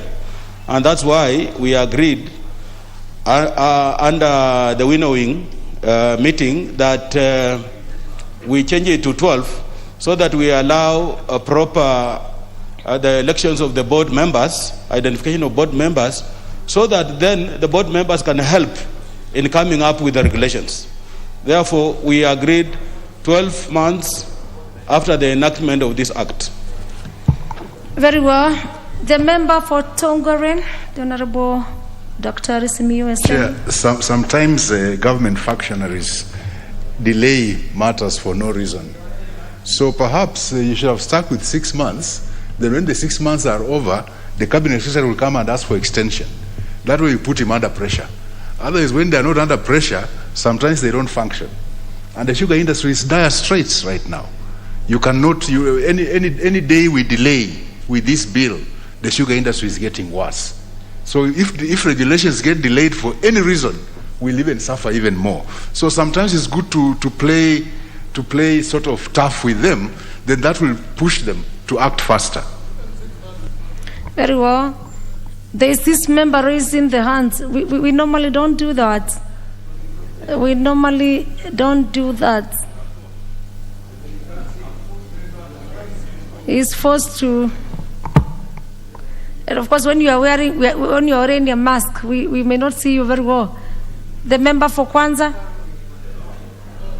The member for Kwanza. For Kwanza first. Yes. Constituency number 1. Constituency. I think, Madam Chair, I quite agree. Let's give this as proposed, although I was in that meeting, let's give them 6 months so that we have put them under pressure. Because you go out there, we come from the sugar area, and there's a lot of talk about this particular. In fact, we have to better pass this today. No. Because we are back at home, our supporters are actually very, very, they are very uneasy about this. So I think let's put 6 months instead of 12 months. Very well, it is up to you, the House, to take a vote on this. As a chair, I may not have a vote. Let me have the member for Mbumula now. Yes. Yeah, I've been wanting to speak for almost almost 3 clauses, but maybe your eye didn't catch me. Oh, I've caught your eye. But my proposal on this, I agree totally with Mheshimiwa for Tongare and Dr. Eseli, that at times we have to put the government on actually task, because if we leave it open the way it is, I will propose, the chair, that we have a minimum period of 6 months and a maximum of 1 year. So if we are so specific that way, we will know exactly that they are working within a framework that is agreeable. But if you leave it open after 1 year, they will seek for an extension, definitely. That's my... So members with that, allow me put the question, which is that clause 33 be amended as proposed by the chair. As many as of this opinion say aye. And as many as of contrary opinion say nay. The ayes have it. I put the global question, which is that clause 33 as amended be part of the bill. Remember, as many as of that opinion say aye. And as many as of a contrary opinion say nay. The ayes have it. Next clause. Clause 34 and 35. I propose the question, which is clauses 34 and 35 be part of the bill. Members, we have no proposed amendments to the 2 clauses, and I therefore move to put the question, which is that clauses 34 and 35 be part of the bill. Well, as many as of this opinion say aye, and as many as of contrary opinion say nay, the ayes have it. Next clause. Clause 36. I propose the question, which is a clause 36, be part of the bill. We have a proposed amendment by Dr. Ojiambo Undo, MP.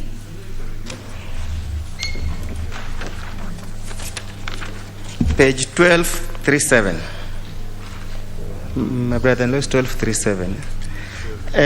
Chair, I need to seek your guidance because I want to move it in an amended form. So upon the commencement of this... We have not seen the amended form, and we may not want to allow you move from that point without the relevant officers looking at your proposed amendment. Fine, let me move it as it is. Then will then give us guidance, because it was just a typo that we noticed much today, but we didn't have time to move the necessary changes. Yes, because I've not been able to see it. Yes. And I'm sure the clerks would also have looked and approved by... Upon the commencement of this act, again, as typos, a person who was a member of the staff of the former Kenya Sugar Board before the commencement of the Agriculture and Food Authority Act, and current staff of the Sugar Directorate, not being under any notice of dismissal or resignation, shall upon commencement of this act, and subject to subsection 2, become a staff of the board on their current improved terms and conditions of service. 2, the pensions of the staff and the provident fund of the Agriculture and Food Authority, Sugar Directorate, shall on commencement of the act vest in the board. Chair, so I move in that format, but Chair, I just want to put it on record. There were some typos which we thought we could correct. And the typos, even on the first sentence, under 36(1), of this is repeated, which is a typo, and it was not the intention. After the word act on the second last sentence, we intended to remove and subject to subsection 2, because it has no relationship at all to number 1. So those are the tidying up issues. I'm seeking your indulgence, but if you say it's not possible due to procedure, then probably you can talk with the chair. We see how to remedy. Order. Honorable Mwashetani. Thank you, Chair. Honorable Mwashetani. Pole sana, tunaona umeumia, lakini you are out of order. Pole, umeumia, lakini huwezi ukafuka ovyo. Huwezi very well. Please do the necessary hata kama umeumia. So, Chair, that's how I wanted to move it. And you must have respect of that. Thank you, Mwashetani. Pole sana. We wish you a quick recovery. Yes, Honorable Member for Funyula. So, for Funyula, thank you for your proposed amendment. Maybe I would order and also direct that the issue of typos to be looked at from the relevant, the clerk's office. If it's just mere typos, that's what we always do. So the clerk can note that if it's mere typos, it will be looked at the clerk's desk and it will be advised accordingly. So that one is always very welcome. Thank you, Chair. Yes. So with that, I propose a question which is that clause 36 be amended as proposed by the Honorable Dr. Ojiambo Oundo, MP. I see no interest and I want to put the question. The committee. Yes, Chairperson, Chairman. You want to make a comment? Yes. You wanted to do? Let me have the member for Yatta, the Honorable Kilonzo Mutavi, the member for Yatta constituency. Sorry, Chair, but now that I have the mic, I wanted to contribute on an earlier matter, but now that I have the mic, I'm totally in agreement. Yes. Those typos need to be corrected because they were follow-up after the winnow session with the committee, and which should have been corrected at that stage. So rather than bring it as an amendment, I do support your position that the clerk's office will look at be advised accordingly. It be advised accordingly. Best word used. The member for Navakolo, the Honorable Emmanuel Pangwe. Thank you, Madam Chair. Madam Chair, I wish to indulge Dr. Oundo. His amendment is good, but the situation on the ground could be a bit different, so that he could add maybe just one word to align everything, suggesting that those members of staff who are now in AFA but are not in the Sugar Directorate and who are employees of the former Kenya Sugar Board, what are we doing about If them? it's a major amendment, Honorable Wangwe, if it's a major amendment. That is why I'm asking, I said, Madam Chair, I wish to indulge him if he feels it's okay, because I'm supporting his amendment, but enriching it. Because the situation, the reality is, there are those members who are not currently in the Sugar Directorate, but who are members of Kenya Sugar Board. Therefore, maybe he can look about your it. intentions, Honorable Wangwe, you can consult with Honorable Member for Funyula, and we are happy to direct and to know that we have a consultation room, and also the chair. Any proposed amendment, you always know the procedure. The member for Seme, today we moving a bit slow because of the interest that we have in the sugar bill. Just a comment, Chair, my comment is, we are dealing with almost 3 members of staff, and we are making a very major decision on people who are employed.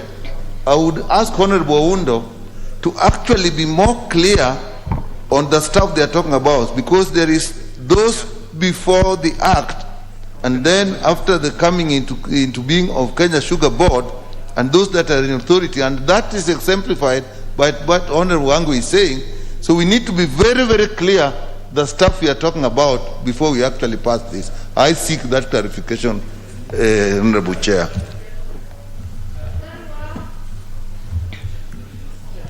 Osoti, before I come to the chair, you can be the last one. Madam Chair, I support this amendment by Honorable Oundo. Yes. On the basis that we have those employees who are working for Kenya Sugar Board. They were taken to AFA and dispersed in various departments, which are not Sugar Board. And now we even have information that there are internal reorganization in anticipation of this bill. so that new people are employed. So what we are saying is the staff who used to work for Kenya Sugar Board, whether they are now working for Tea Directorate or wherever, they should all be absorbed in the Kenya Sugar Board. Here the member from Tinderet constituency, Honorable Kibi Watimeli. Honorable Thank you. Kibi Watimeli. Yes, this Just amendment a comment is, on the same. This amendment is quite in order, and I support it, Honorable Chair. Especially some of the staffs were experts in particular fields, especially on sugar issues. And if we are going to just move them anyhow, then it will actually impact negatively on the sugar subsector. So let those staffs go back and do their work in the expert way and proceed with the new sugar board. Very well. Omonyenyi, just a 1 minute comment on the same, because I want to put the question on the same. I think members have had the debate. Yeah, thank you, Madam Chair. I am supporting this amendment for two reasons. One, it captures the staff now currently under the directorate, which was not originally seen by the draft. Secondly, Madam Chair, it captures also the aspect of pension and benefits. That those that have been accrued now in the directorate should be vested in the board. That will protect the workers. And I think for those two reasons, I support this proposed amendment, Madam Chair. Members, with that debate, and of course with the import, the debate, I put the question to clause 36. Which is that clause 36? You have to give me the... I think you have to give me... You forgot. Chair, you changed your seat in the... Sorry. Just make a comment then. Yeah, the committee had reservations, so I thought it would be wise to hear what the committee noticed or got to. Chair, just make your thank you very comment much. on this. It is imperative to note that the Kenya Sugar Board was transited to AFA, which was Staff Assets etc. under the AFA Act 2013. The first schedule of the AFA Act provides former institution means any institution established by the repealed act or revoked legal notice exiting immediately before the appointment day and includes, for example, the Coconut Development Authority and others, which is also now the Sugar Board. So the Sugar Act 2001 was in essence repealed by the AFA. What is therefore existing and governing the former staff of the Kenya Sugar Board and AFA and transition ought to take place in that context. Transition do not only unveil beyond that which is currently existing. Amendments by Parliament should be procedural, consistent, and reasonable. The proposal in this bill under 36 has been done in the same manner that the House did the Tea Act. Very well. Thank you. That is from the chair. Members, with that import, allow me put the question. It's a House to make a decision. I put the question to clause 36. The member for Kwanza.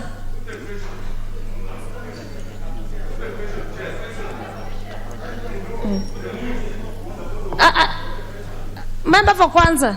Just 1 minute comment. No, just a minute. Yes, members, just a comment on that. You know, so that there are members who are in the AFA, and maybe they have been promoted to such a position. Now, you should just, those who are there may go to the Sugar Board, but you cannot force them to go. There are those who are there and maybe they have even gotten a better position. So it should be actually the word should be made other than forcing them to go to the Sugar Board. Very well. With that, it's a House of Debate. Members, I will put the question to clause 36. It's up to the House to take a vote on this, which is at clause 36. Be amended as proposed by Honorable Dr. Ojiambo Oundo MP. Members will, as many as our vice say aye. And as many as of Conrobin say nay. The ayes have it. I put the question, the global question, which is at clause 36, as amended, be part of the bill. As many as of those opinions say aye, and as many as of Conrobin say nay. The ayes have it. Next clause. Clause 37 and 38. Very well, thank you. I propose a question which is clause 37 and 38 be part of the bill. Members, we have no proposed amendment to the two clauses, and neither will move to put the question which is that clause 37 and 38 be part of the bill. As many as have this been opinion, say aye. Oh, the chairman, you're not on record, and the members, it's a house of record. Members, I put the question to clauses 37 and 38, which is that clause 37 and 38 be part of the bill. As many as have this opinion, say aye. And as many as have a contrary opinion, say nay. Members, the ayes have it. Our members, because of the interest of time, we will report progress, the progress to the committee of the whole house. Can we have the mover to report progress? The mover to report the progress. The mover to report progress.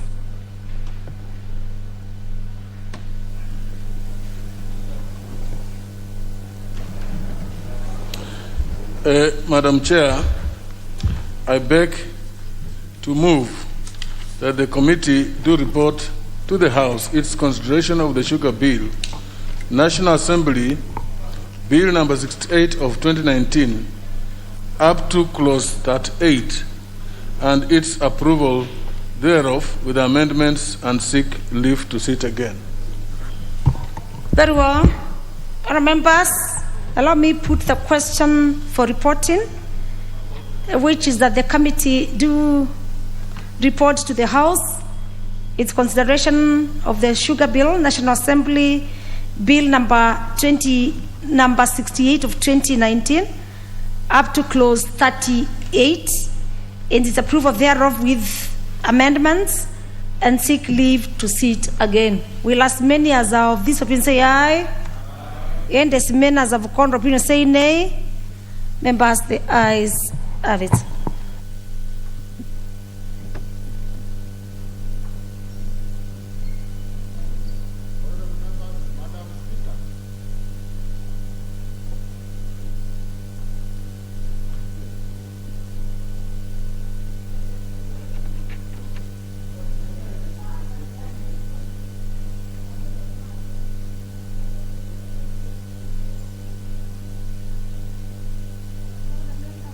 Could hear one of the members.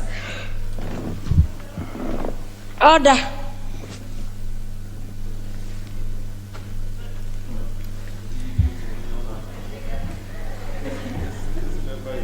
Order, members, when I'm here, I'm not the chairperson of the committee, as one of the members was. Yeah, this is Madam Speaker now. Can we have the chairperson reporting? Honorable Speaker, I beg to report that the Committee of the Whole House has considered the Sugar Bill, National Assembly Bill number 68 of 2019, and approved the same with amendments.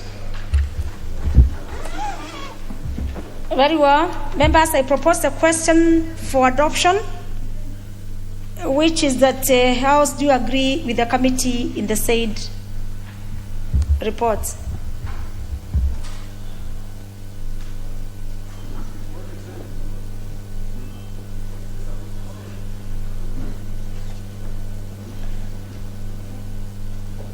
I move to put the question, members, which is that the House do agree with the committee in the said report. Will as many as of this opinion say aye?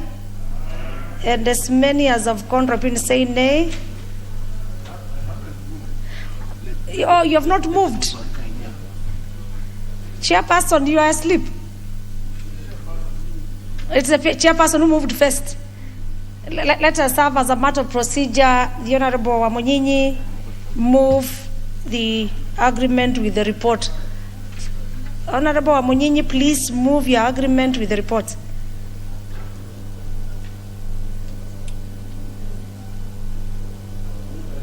Yes, you have it with yourself. You're already moving it to the bill. Thank you, The said report. Madam Speaker. I beg to move that the House do agree with the committee in the said report. I also request the Honorable Wangwe to second the motion for agreement with the report of the Committee of the Whole House. Very well. I note now that you are looking for the chairperson. That's it. The Honorable Wangwe for seconding. Honorable Wangwe for seconding the chairperson's report. Honorable Speaker, I do second. Thank you. You do second. Then for record members, I propose a question for adoption of the report, which is that the House do agree with the committee in the said report. I put the question, members, which is that the House do agree with the committee in the said report. As many as of this opinion say aye. Aye. And as many as of a contrary opinion say nay. The ayes have it.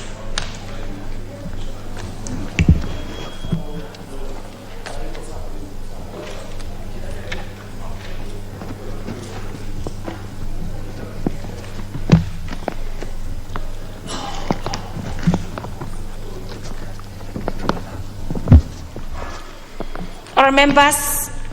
Point of order. Yes, Honorable, please. Madam Speaker, you made reference to the sleeping chair. I don't know if it was a slip of the tongue or you meant the chair was asleep. I was waiting for the chair to report. It was not you. But the chair doesn't sleep in the House, Madam Speaker. Yes, because you're supposed to do as a matter of thank you. Correct that. Very well. It is true.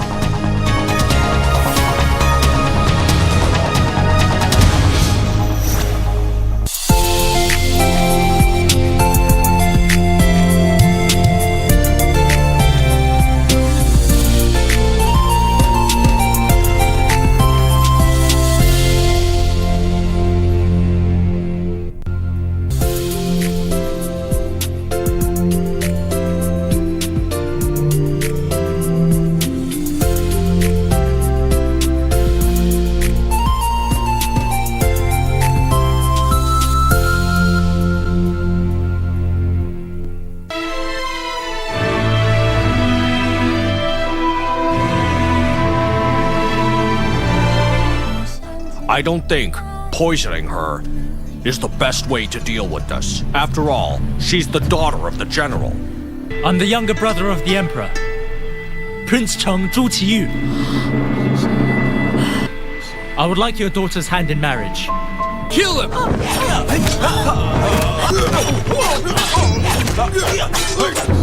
Assistant Commander Hung Gang and his family have been attacked by bandits. Wako babu, una imani na mimi kabisa? Imani ninayo, lakini amani sina. Sitoweza kukaa hapa nikikuona wewe ukijitia kwenye shida. Wewe umempeleka wapi mke wangu? Umempeleka wapi nyota wangu? Jamani baba, jamani, hata salamu. Nimekuuliza swali, mke wangu yuko wapi? Kwa hivyo bibi, waonelea mimi kumletalea hapa haikuwa wazo zuri?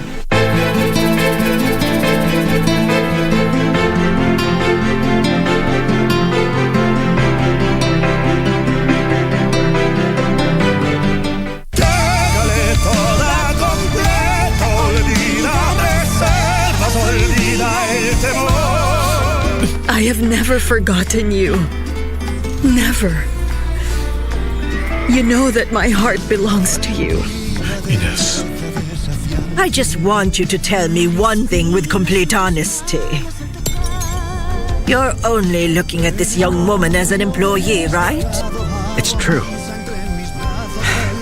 I'm in love with Cassandra. What the heck were you thinking when you brought this band and serenaded my daughter? I'm not forgiving you. And I'm not going to listen to you. As your boss, I order you to leave me alone. Please.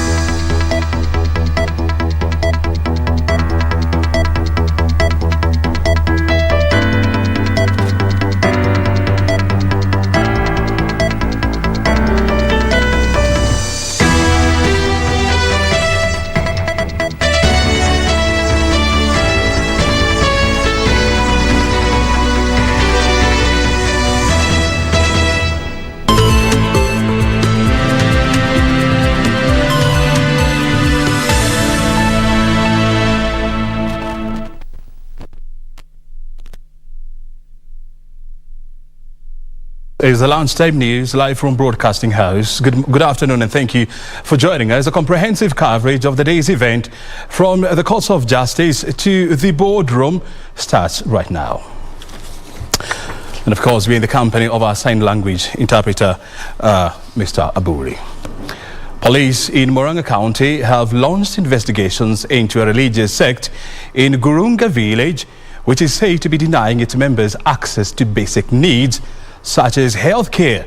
The attention of the authorities were drawn to an incident in which a woman allegedly died after her family refused to let her seek medical help in delivering a baby. Villagers in Gurunga are calling out a religious sect which they accuse of spreading a campaign against science among its members. A woman in the area has sent shockwaves, with the community demanding justice. Tunahuzunika sana na hii kifo. Juu hii kifo ni ya 5 ama 6 kulingana na vile tunajua hapa Kiradhani. Kwa hivyo tungetaka serikali kama ina macho mazuri ituangalilie hii watu na hii kanisa isije ikatumalizia hii watu katika Kiradhani. Hawaendagi kwa hospitali, hata makanisa hiyo kuna watoto ambao hawaendagi chanjo. Kwa hivyo watu wa Kiradhani Idhanga tumekasirika sana. Tunaomba serikali hii kanisa ifungwe kabisa. Stella Njeri Kinyanjui allegedly died because her family refused to have her taken care of by trained medical professionals. Kifo ya msichana mdogo akienda kupewa mtoto anaambiwa kulingana na itikadi za dini hastahili kwenda kwa hospitali. Kwa hivyo msichana anafaa kushughulikiwa na daktari, lakini sababu dini imekataa anakufia kwa nyumba. Hypocrisy ya hali ya juu katika kanisa hii dhehebu. Murang'a Health CEC Joseph Mbai condemned the events that led to the woman's death and advised the public against following churches that denied them the basic right to medical care. Mbai has asked the government to prosecute people found leading others into falsehood. Nimesikia kuna wengine wako Kitui wanaitwa Kavonocha, wanafanya mtindo huu. Na mimi nimeandika petition kwa minister wetu wa afya, Honorable Senator Mutahi Kagwe. Nikasema hao watu lazima tuwachukulie hatua ya kisheria. Yusuf Hilo, Line Time News. Unfortunate there. Well, Gatundu South resident in Kiambu County will have to wait a little longer for the implementation of national government water project, as the National Lands Commission is yet to acquire the required land for the same. According to Cabinet Secretary for Water, Sanitation and Irrigation Cecily Kariuki, among the projects that continue to experience delays is the close to 2 billion Gatundu Water Supply and Sewerage Project under the Kenya Town Sustainable Water Supply and Sanitation Program, funded in conjunction with the African Development Bank, ADB.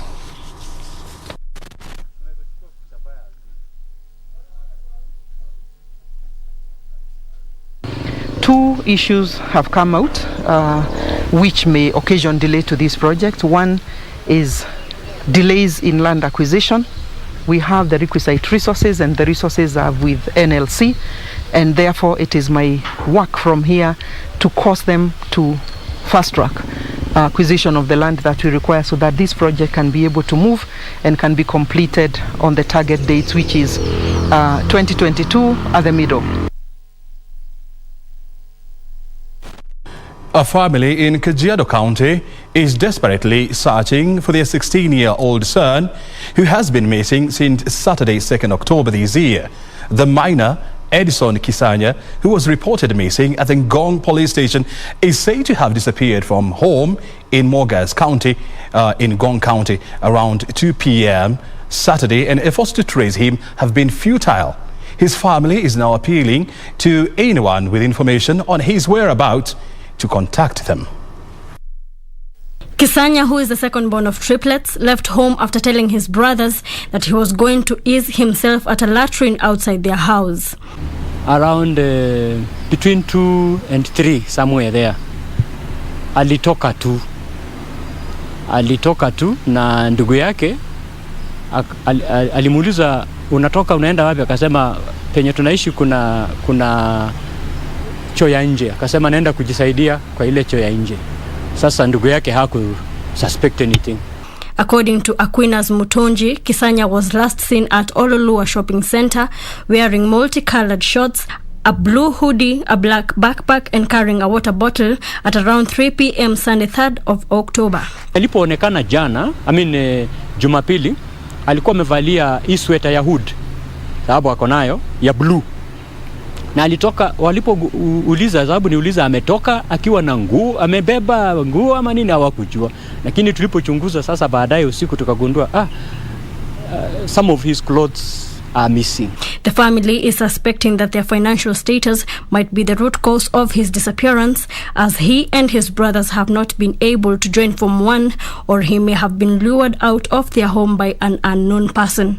Tujui kama alipatana na mtu mwingine huko nje ama amepatana na mtu amemwambia nisaidie, sijui. Hilo ndio jambo hatuja establish because hawatokangi.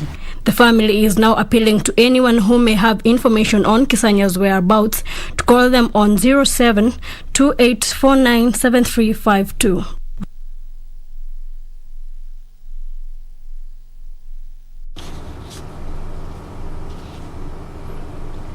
Well, let's move on to Kangudo, where 3 men who died in a fatal accident at the Kivindani shopping center area in Yatta have been laid to rest amidst calls on motorists to ensure their vehicles are roadworthy. The 3 met their death after a Garissa-bound bus hit them. The two who died on the spot, while the third one succumbed to injuries he sustained at the Matu Level 4 hospital. A somber mood engulfed Kainga Stadium in Kangundo during the burial of the 3 young men who were victims of a road carnage while on their way to work. Area leaders expressed anger at the loss of lives on a road accident whose cause is yet to be established. Imechapa sana juu familia kuna watoto wadogo. Tunaona vile vile wengine walikuwa shule. Sasa sisi kama community tumeachiwa kazi kubwa ya kuangalia pia watoto. Accident uchunguzi kupitia kwa traffic police uzidishwe ili wapate haki yao. Motorists have been further called upon to exercise caution on the road. Na tunajua mara mingi gari before ikuja kwa barabara inaenda inspection.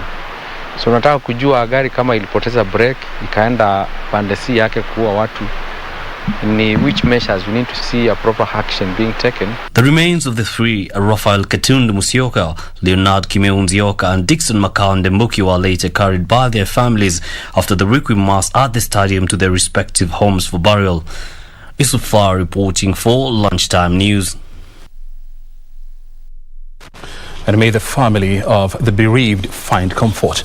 Well, the law now affecting the mass registration of voters launched by the Independent Electoral and Boundaries Commission on Monday has prompted leaders to take the initiative to sensitize their locals on the importance of enlisting themselves as voters. In Kilifi County, a section of local leaders said it is only through registration as voters that the locals can exercise their right to elect leaders they prefer. The leaders called on the youth without identity cards, particularly in Malindi, to acquire them as soon as possible and take advantage of the ongoing mass voter registration. This, they said, will empower them to put in place the government that they desire.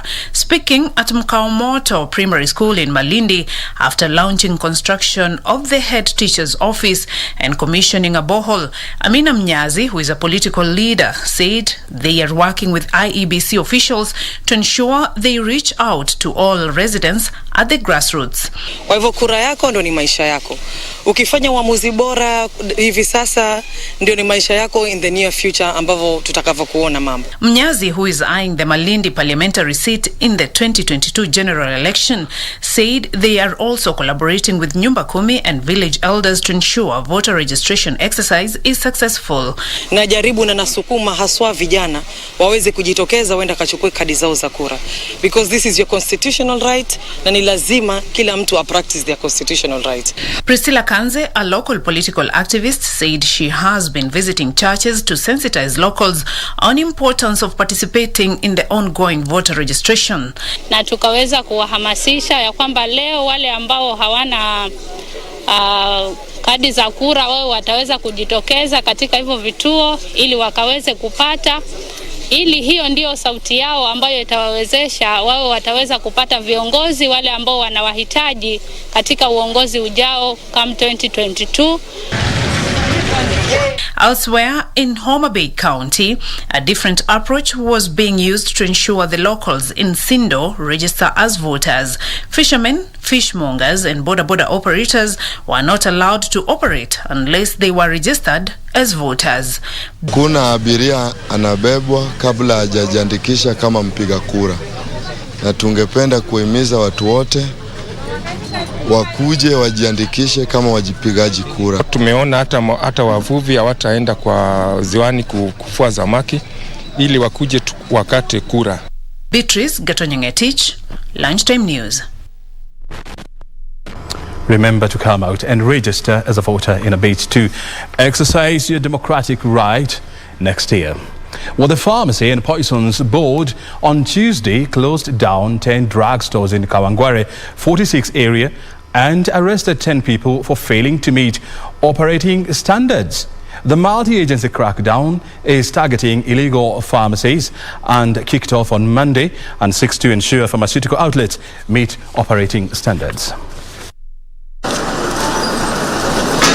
At the Kawangware 46 area, inspection officers from the Pharmacy and Poisons Board engaged the proprietor of this chemist to establish whether she is operating within set criteria. A short while later, for you to practice, where your license is, that is where you are supposed to practice, but not to be called when the inspectors are coming after the ground. The officers discovered the pharmacy is running without a valid license. Wakati inspectors walikuja, ulikuwa hapa. Fully stop, you are not here. The guilty party is escorted to a police vehicle. What follows is a closure notice. Similar arrests are made and those arrested taken to the Kimani police station. Speaking after the raid, the board's principal inspector of drugs, Mr. Kalwai Julius, said the exercise will continue to ensure consumers buy medicine from certified outlets. There are also a time that people are trained certificates, which is basically a course that is not recognized by Pharmacy and Poisons Board. That one is becoming a serious problem because all those people that were trained from those institutions are actually in the market. There are also people who have been employed to sweep or do any other work in the pharmacy, probably as cashiers and all those kind of things. They continue learning slowly by slowly. And at some point, you realize that they disappear and go to those informal settlement and start doing the business of a pharmacist or a farm technologist. If there is no professional who is registered to actually apply for the premises to be registered, that means the premises will never get a license. The exercise that kicked off on Monday has so far witnessed the arrest of 39 individuals, with 29 already arraigned at the Makadara Law Courts. Their business premises have also been closed. Well, former Prime Minister Raila Odinga has dismissed claims that he is President Uhuru Kenyatta's preferred successor. Odinga says, though he wouldn't mind support from President Kenyatta in next year's general election, he is his own man and will mount a huge campaign to succeed the president once he has declared his bid officially. Odinga has also defended President Kenyatta from the claims contained in the Pandora Papers, saying there is no wrong in running for an account as long as the monies are not proceeds of crime.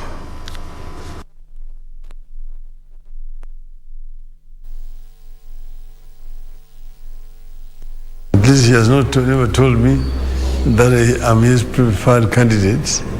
I think he said he was going to talk at some time. But what I know is that I'm not his project. That if I'm going to run as Raila Odinga, and I have already run for president. I have a track record which is known. I don't need to be sponsored by anybody. I will go to Kenyans themselves and tell them what I've done in the past and what I'm capable of doing in the future. Sioni kama kuna shida kuwa na account katika nchi ya kigeni, ijapokuwa ikiwa kama imekuwa ni ya ufisadi, ijulikane wewe ulifungua hiyo account nini, ni kwa sababu gani, na pesa ambayo imeingia huku ilitoka wapi. Kwa hivyo mimi lakini kweli itatoka. Uhuru tayari amesema amefurahi ya kwamba yale yametolewa, na yeye akirudi ataongea zaidi, ataeleza Wakenya yale ukweli ambayo kujua hiyo.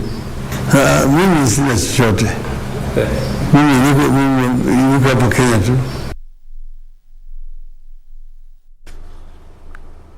A more detailed report in regard to that interview with the former Prime Minister Raila Odinga is coming up during our 9 p.m. bulletin, so stay right here.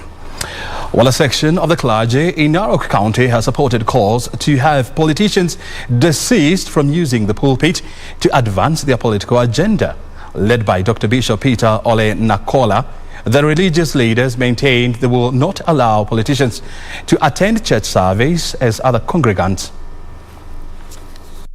After a meeting of religious leaders from Narok County, Dr. Bishop Peter Ole Nakola insisted that no politics will be allowed in church and warned politicians that they will not be accorded preferential treatment.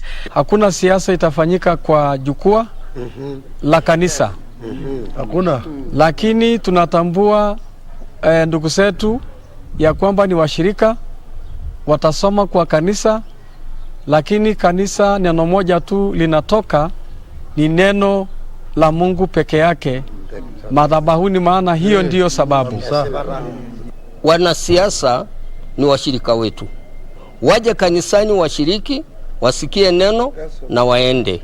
Nakola was joined by other religious leaders in urging Kenyans to register as voters, even as they called for peace ahead of the 2022 general elections.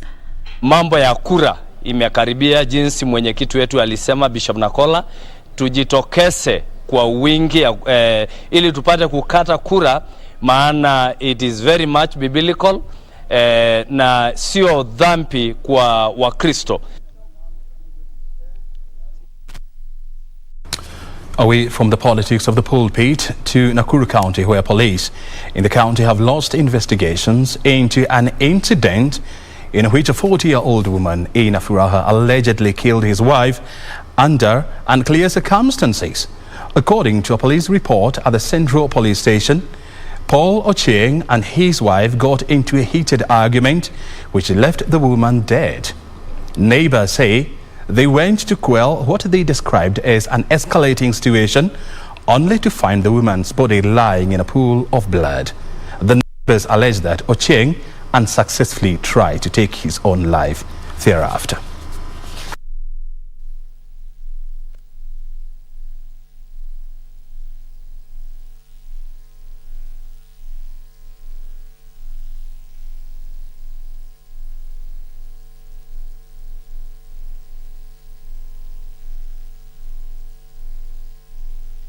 Wameshuka hapo kwa pikipiki, nikawafungulia geti.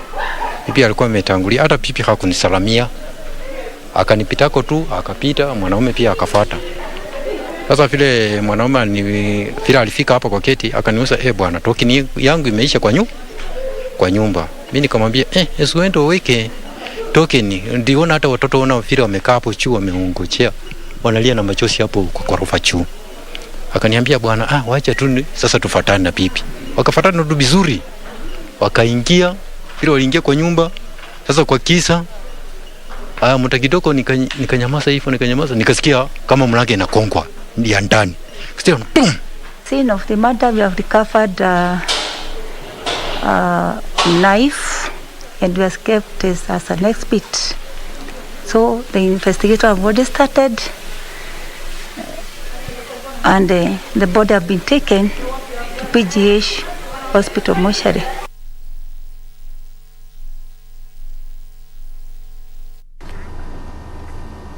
This scramble for borehole water in Isiolo County is forcing residents and livestock to walk more than 20 kilometers as the drought situation worsens. These as dams in Makueni County are said to have dried up, throwing humans and animals into sufferings.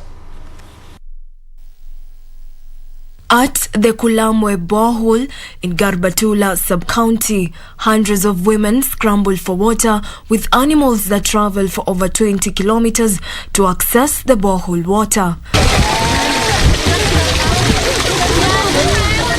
According to Shukri Halkano, who chairs the Kulamwe Borehole Management Committee, and Isaac Boru, who chairs the Kulamwe Location Peace Committee, the drought situation currently being experienced in the area is worse than the one witnessed in 2018. Sehemu ya Kulamawe iko na kiangazi mingi sana.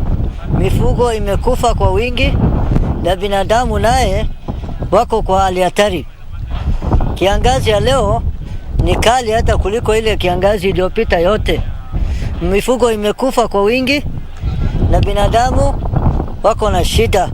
Hakuna chakula na ng'ombe amegonda inakufa na moja.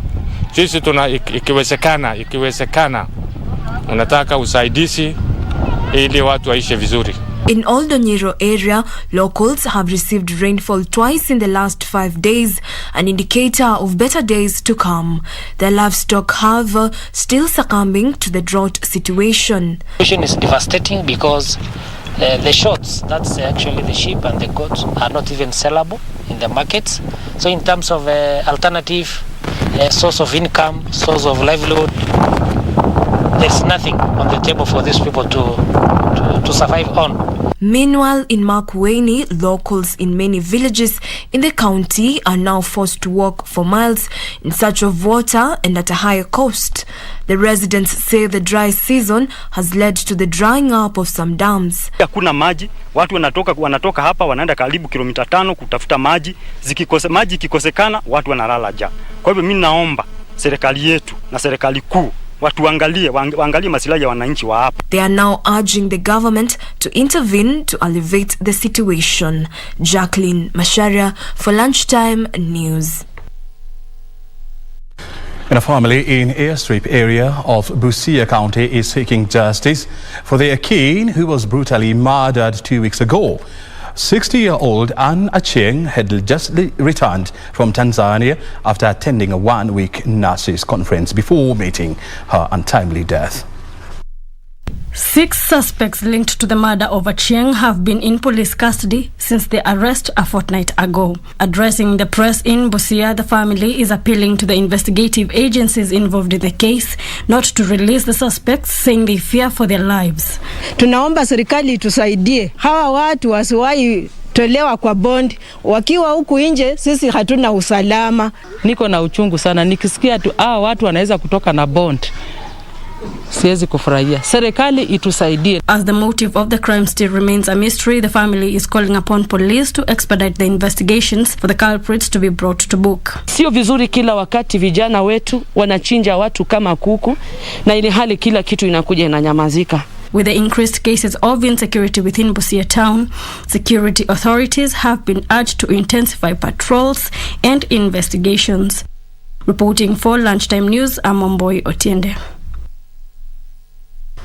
Let's hope justice will finally be served for Acheng killers. Health stakeholders are calling for the adoption of innovative and emerging technologies such as gene drive to change the focus on the war on malaria from just controlling its spread to actual elimination. The African Institute for Development Policy and other stakeholders have urged the government to allocate adequate resources to boost initiatives by institutions in fighting malaria. According to 2020 World Health Organization report, 229 million people were infected with malaria in 87 malaria endemic countries. The African region recorded an estimated 215 million cases in 2019, which accounted for 94% of cases, including Nigeria at 27%, Democratic Republic of Congo at 12%, Uganda at 5%, Mozambique with 4%, and Niger 3% accounted for about 51% of all cases globally. Although milestones have been made, the persisting high rates of illnesses and deaths have called for concerted efforts towards malaria elimination. Health stakeholders highlighted the current strategies for malaria control in Africa focus on vector control and drug therapy, calling for adoption of innovative and emerging technologies in the war against malaria in the country. Emerging technologies have a role to play in changing the story of health in Africa. Like malaria elimination can actually be a possibility if we look at some newer ways of eliminating malaria. The group stated that mosquitoes and the malaria parasite are increasingly becoming resistant to current methods, a situation which has reduced the efficacy of existing tools, adding that emerging transformational technologies such as genetically modified mosquitoes may be part of an integrated approach to advance from controlling the spread of malaria to eliminating it. If this technology is successful, using the gene drive to control mosquitoes, it means that Africa will live without malaria. So today, we've got so many people dying from malaria in the world, like 400,000 people dying. 90% of those are from Africa. So really, if 350,000 people don't die from Africa, then our human resource is remaining where it's supposed to be. The stakeholders now challenging the government to allocate adequate resources to boost initiatives such as research by institutions in fighting malaria, as well as improve health in the country.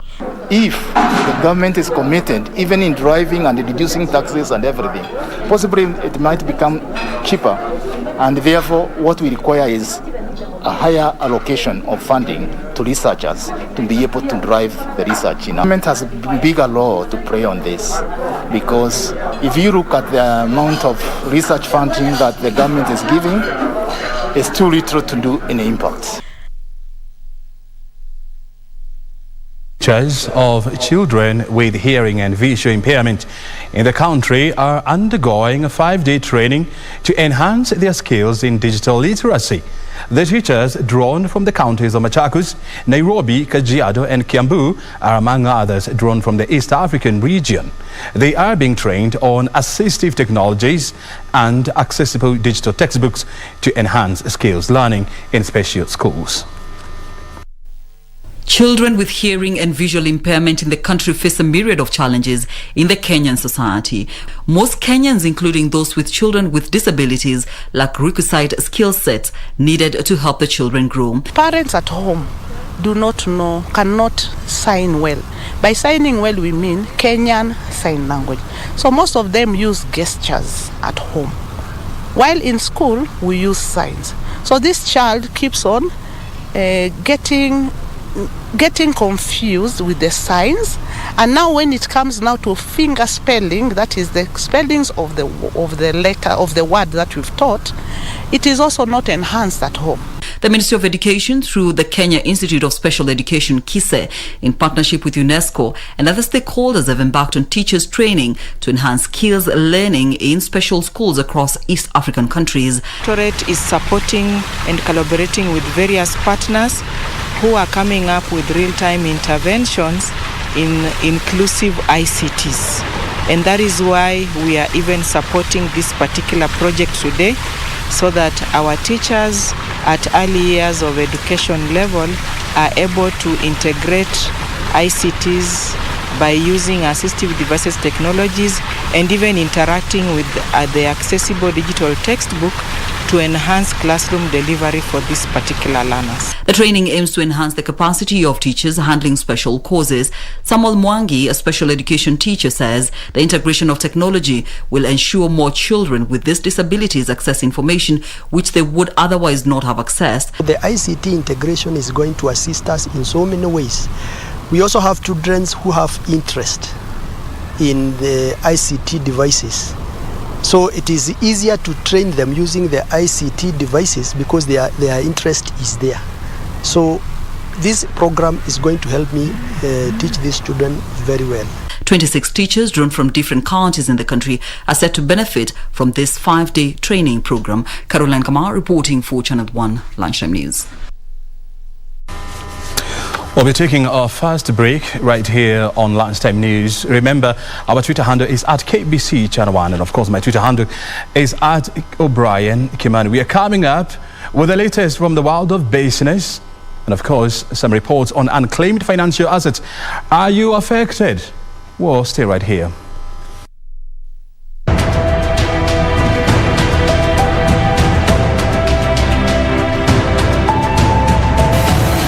This PESA will give you new energies to work still more and lead Africa, for there are only a few people like you, sir, born in each century. Africa expects every man and every woman to do his duty, and we that come after you have dedicated our sweat in the service for Africa. Our greatest comfort shall lie in the belief that what we see here, sir, in the Jamhuri Park of Nairobi will not be buried in the archives of the OAU, but that this is the beginning of the economic attack for African economic liberation, and that your deliberations in the OAU will bear this challenge in mind as a guiding light into the 70s.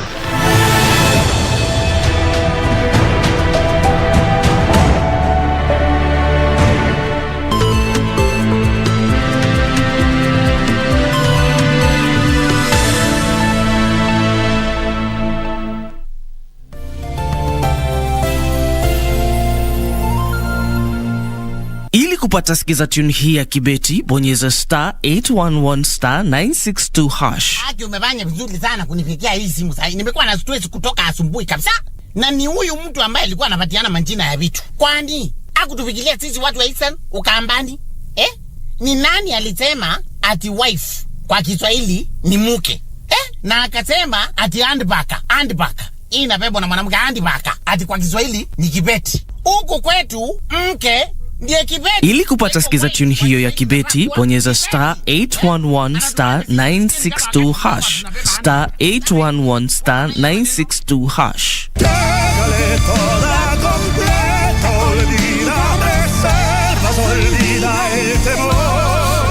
I have never forgotten you. Never. You know that my heart belongs to you. Happiness. I just want you to tell me one thing with complete honesty. You're only looking at this young woman as an employee, right? It's true. I'm in love with Cassandra. What the heck were you thinking when you brought this band and serenaded my daughter? I'm not forgiving you.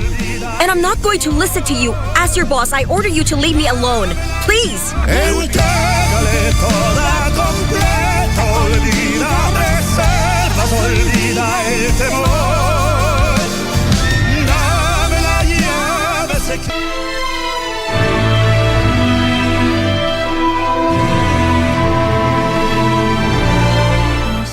I don't think poisoning her is the best way to deal with this. After all, she's the daughter of the general. I'm the younger brother of the emperor, Prince Cheng Zhu Qiyu. I would like your daughter's hand in marriage. Kill him!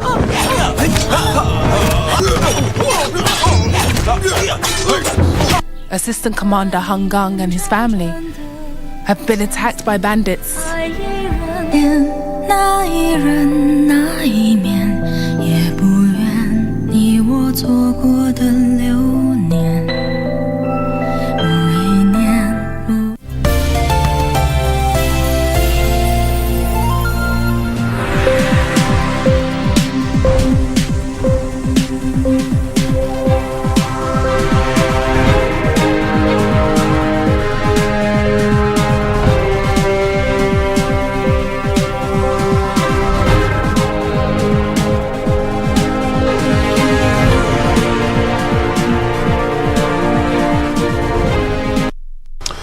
Time now for business news, where Kenya's private sector jobs for September expanded at the fastest pace since January this year as companies raised production to deal with older backlogs. The September Purchasing Managers Index by Stanbic Bank indicates that companies hired more workers for the 5th month in a row, while salaries expanded fastest in 3 months as form of motivating staffs and compensation for long working hours. Economic and business activities in Kenya have been on an upward trajectory after the government eased COVID-19 restrictions following weeks of falling infection rates. This has seen companies embark on a hiring spree to plug demand occasioned by a consumer spending binge. The Purchasing Managers Index by Stanbic Bank, which tracks performance in agriculture, manufacturing, construction, wholesale and retail services and mining, shows that business operations were hurt by the rising costs of living. The The report says all 5 sectors added to their workforces during the month, with particularly sharp increases seen in construction and agriculture. The report adds that capacity pressures led firms to increase their staffing levels at the strongest rate since January. However, the PMI report shows growth in business deals in September was slowest since private sector activity started peaking late last year. The overall PMI reading, which gauges month-on-month private sector activity, dropped to 50.4 last month from 51.1 in August. Let me give you some heads up on what exactly is the Purchasing Managers Index, which is a report released every month by Stanbic Bank Kenya, where they focus on 5 sectors of the economy: agriculture, construction and industry, manufacturing and so much. And what they do is that they get opinions from hiring managers or human resource managers, operations managers and CEOs of various companies. What they do is they find or they ask them questions like, have you increased your workforce in the last 1 month? Have you seen increased orders in the last 1 month? And if the answer is yes or no, then that information is aggregated to come up with an index. And for the last 1 month, it was at 50.1, which is one of the highest since this year started. That's a heads up. Well, over 56 groups from Taita Taveta County are set to benefit from free indigenous chicken from Kenya Climate Smart Agriculture Project. The project is being implemented by the government, the Kenya Agriculture and Livestock Research Organization, KARO. The distribution is part of other 3 value chain initiatives, including dairy and beef, green grams and Irish potatoes distributions targeting 174 groups from Taita Taveta County. The Kenya Climate Smart Agriculture Project is a Government of Kenya project that seeks to increase agricultural productivity and build resilience to climate change risks in targeted smallholder farmers. Speaking during the distribution of 4,690 one-month-old improved kienyeji chicks to farmers in Mwatate Sub-County, County Executive Committee member for Agriculture Davis Mwangoma said over 12 million shillings will be used in the distribution of over 33,000 chicks to self-help groups drawn from the county's 6 wards under the project. Tunaweza tukafuatilia hii mradi na tuhakikisha kwamba watu wamepatiwa kuku na kweli kuku zina. Kenya Agriculture and Livestock Research Organizations has urged farmers to embrace the value addition project to improve their livelihoods. Kwa wakati huu ukulima sio tu ukulima hiyo ya kawaida, ati bora tu ni ukulima umeweka kuku.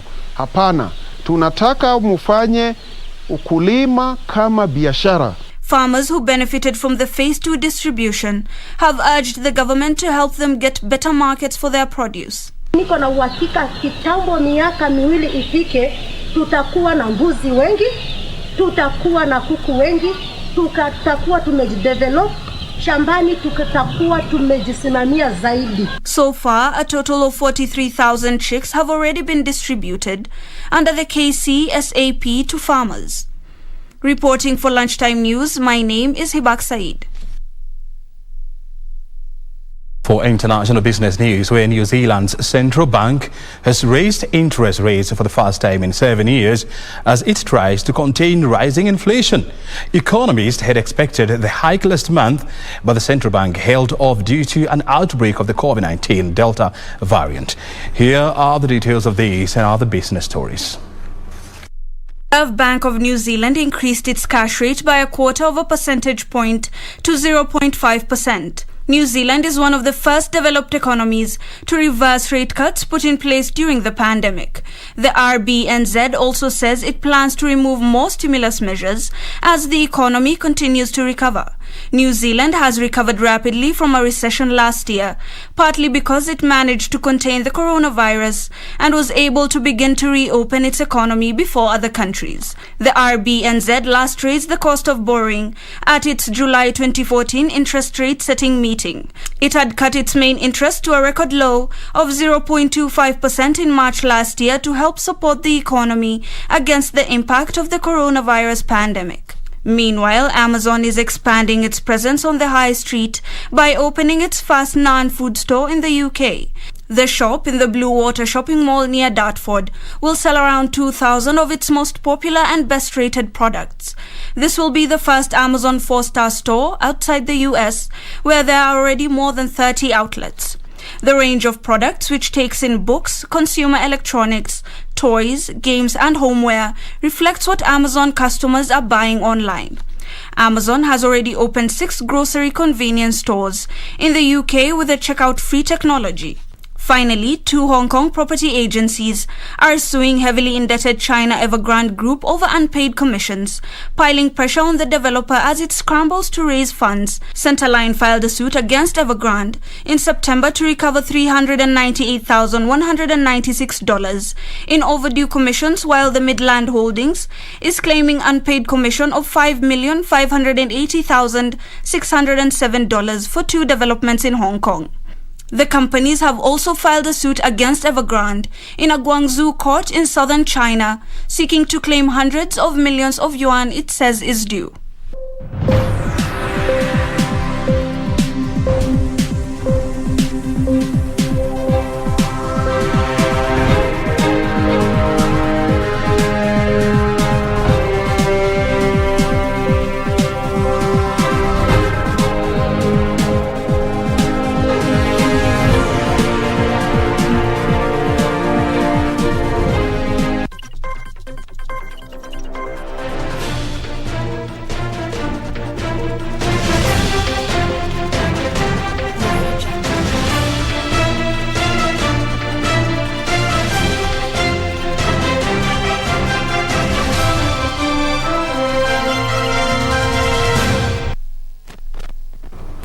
Let's now shift gears to sports, where Chelsea women's team manager Emma Hayes says her charges are heading into the Women's Champions League this season, feeling confident and not preoccupied with their defeat in the final earlier this year to Barcelona. Meanwhile, Barcelona thrashed Arsenal 4-1 as the group matches got underway, with the French side Lyon beating Haken 3-0, while Bayern Munich were held to a barren draw against Benfica. European champions Barcelona produced a dominant display by beating Arsenal 4-1 in the Women's Champions League opener.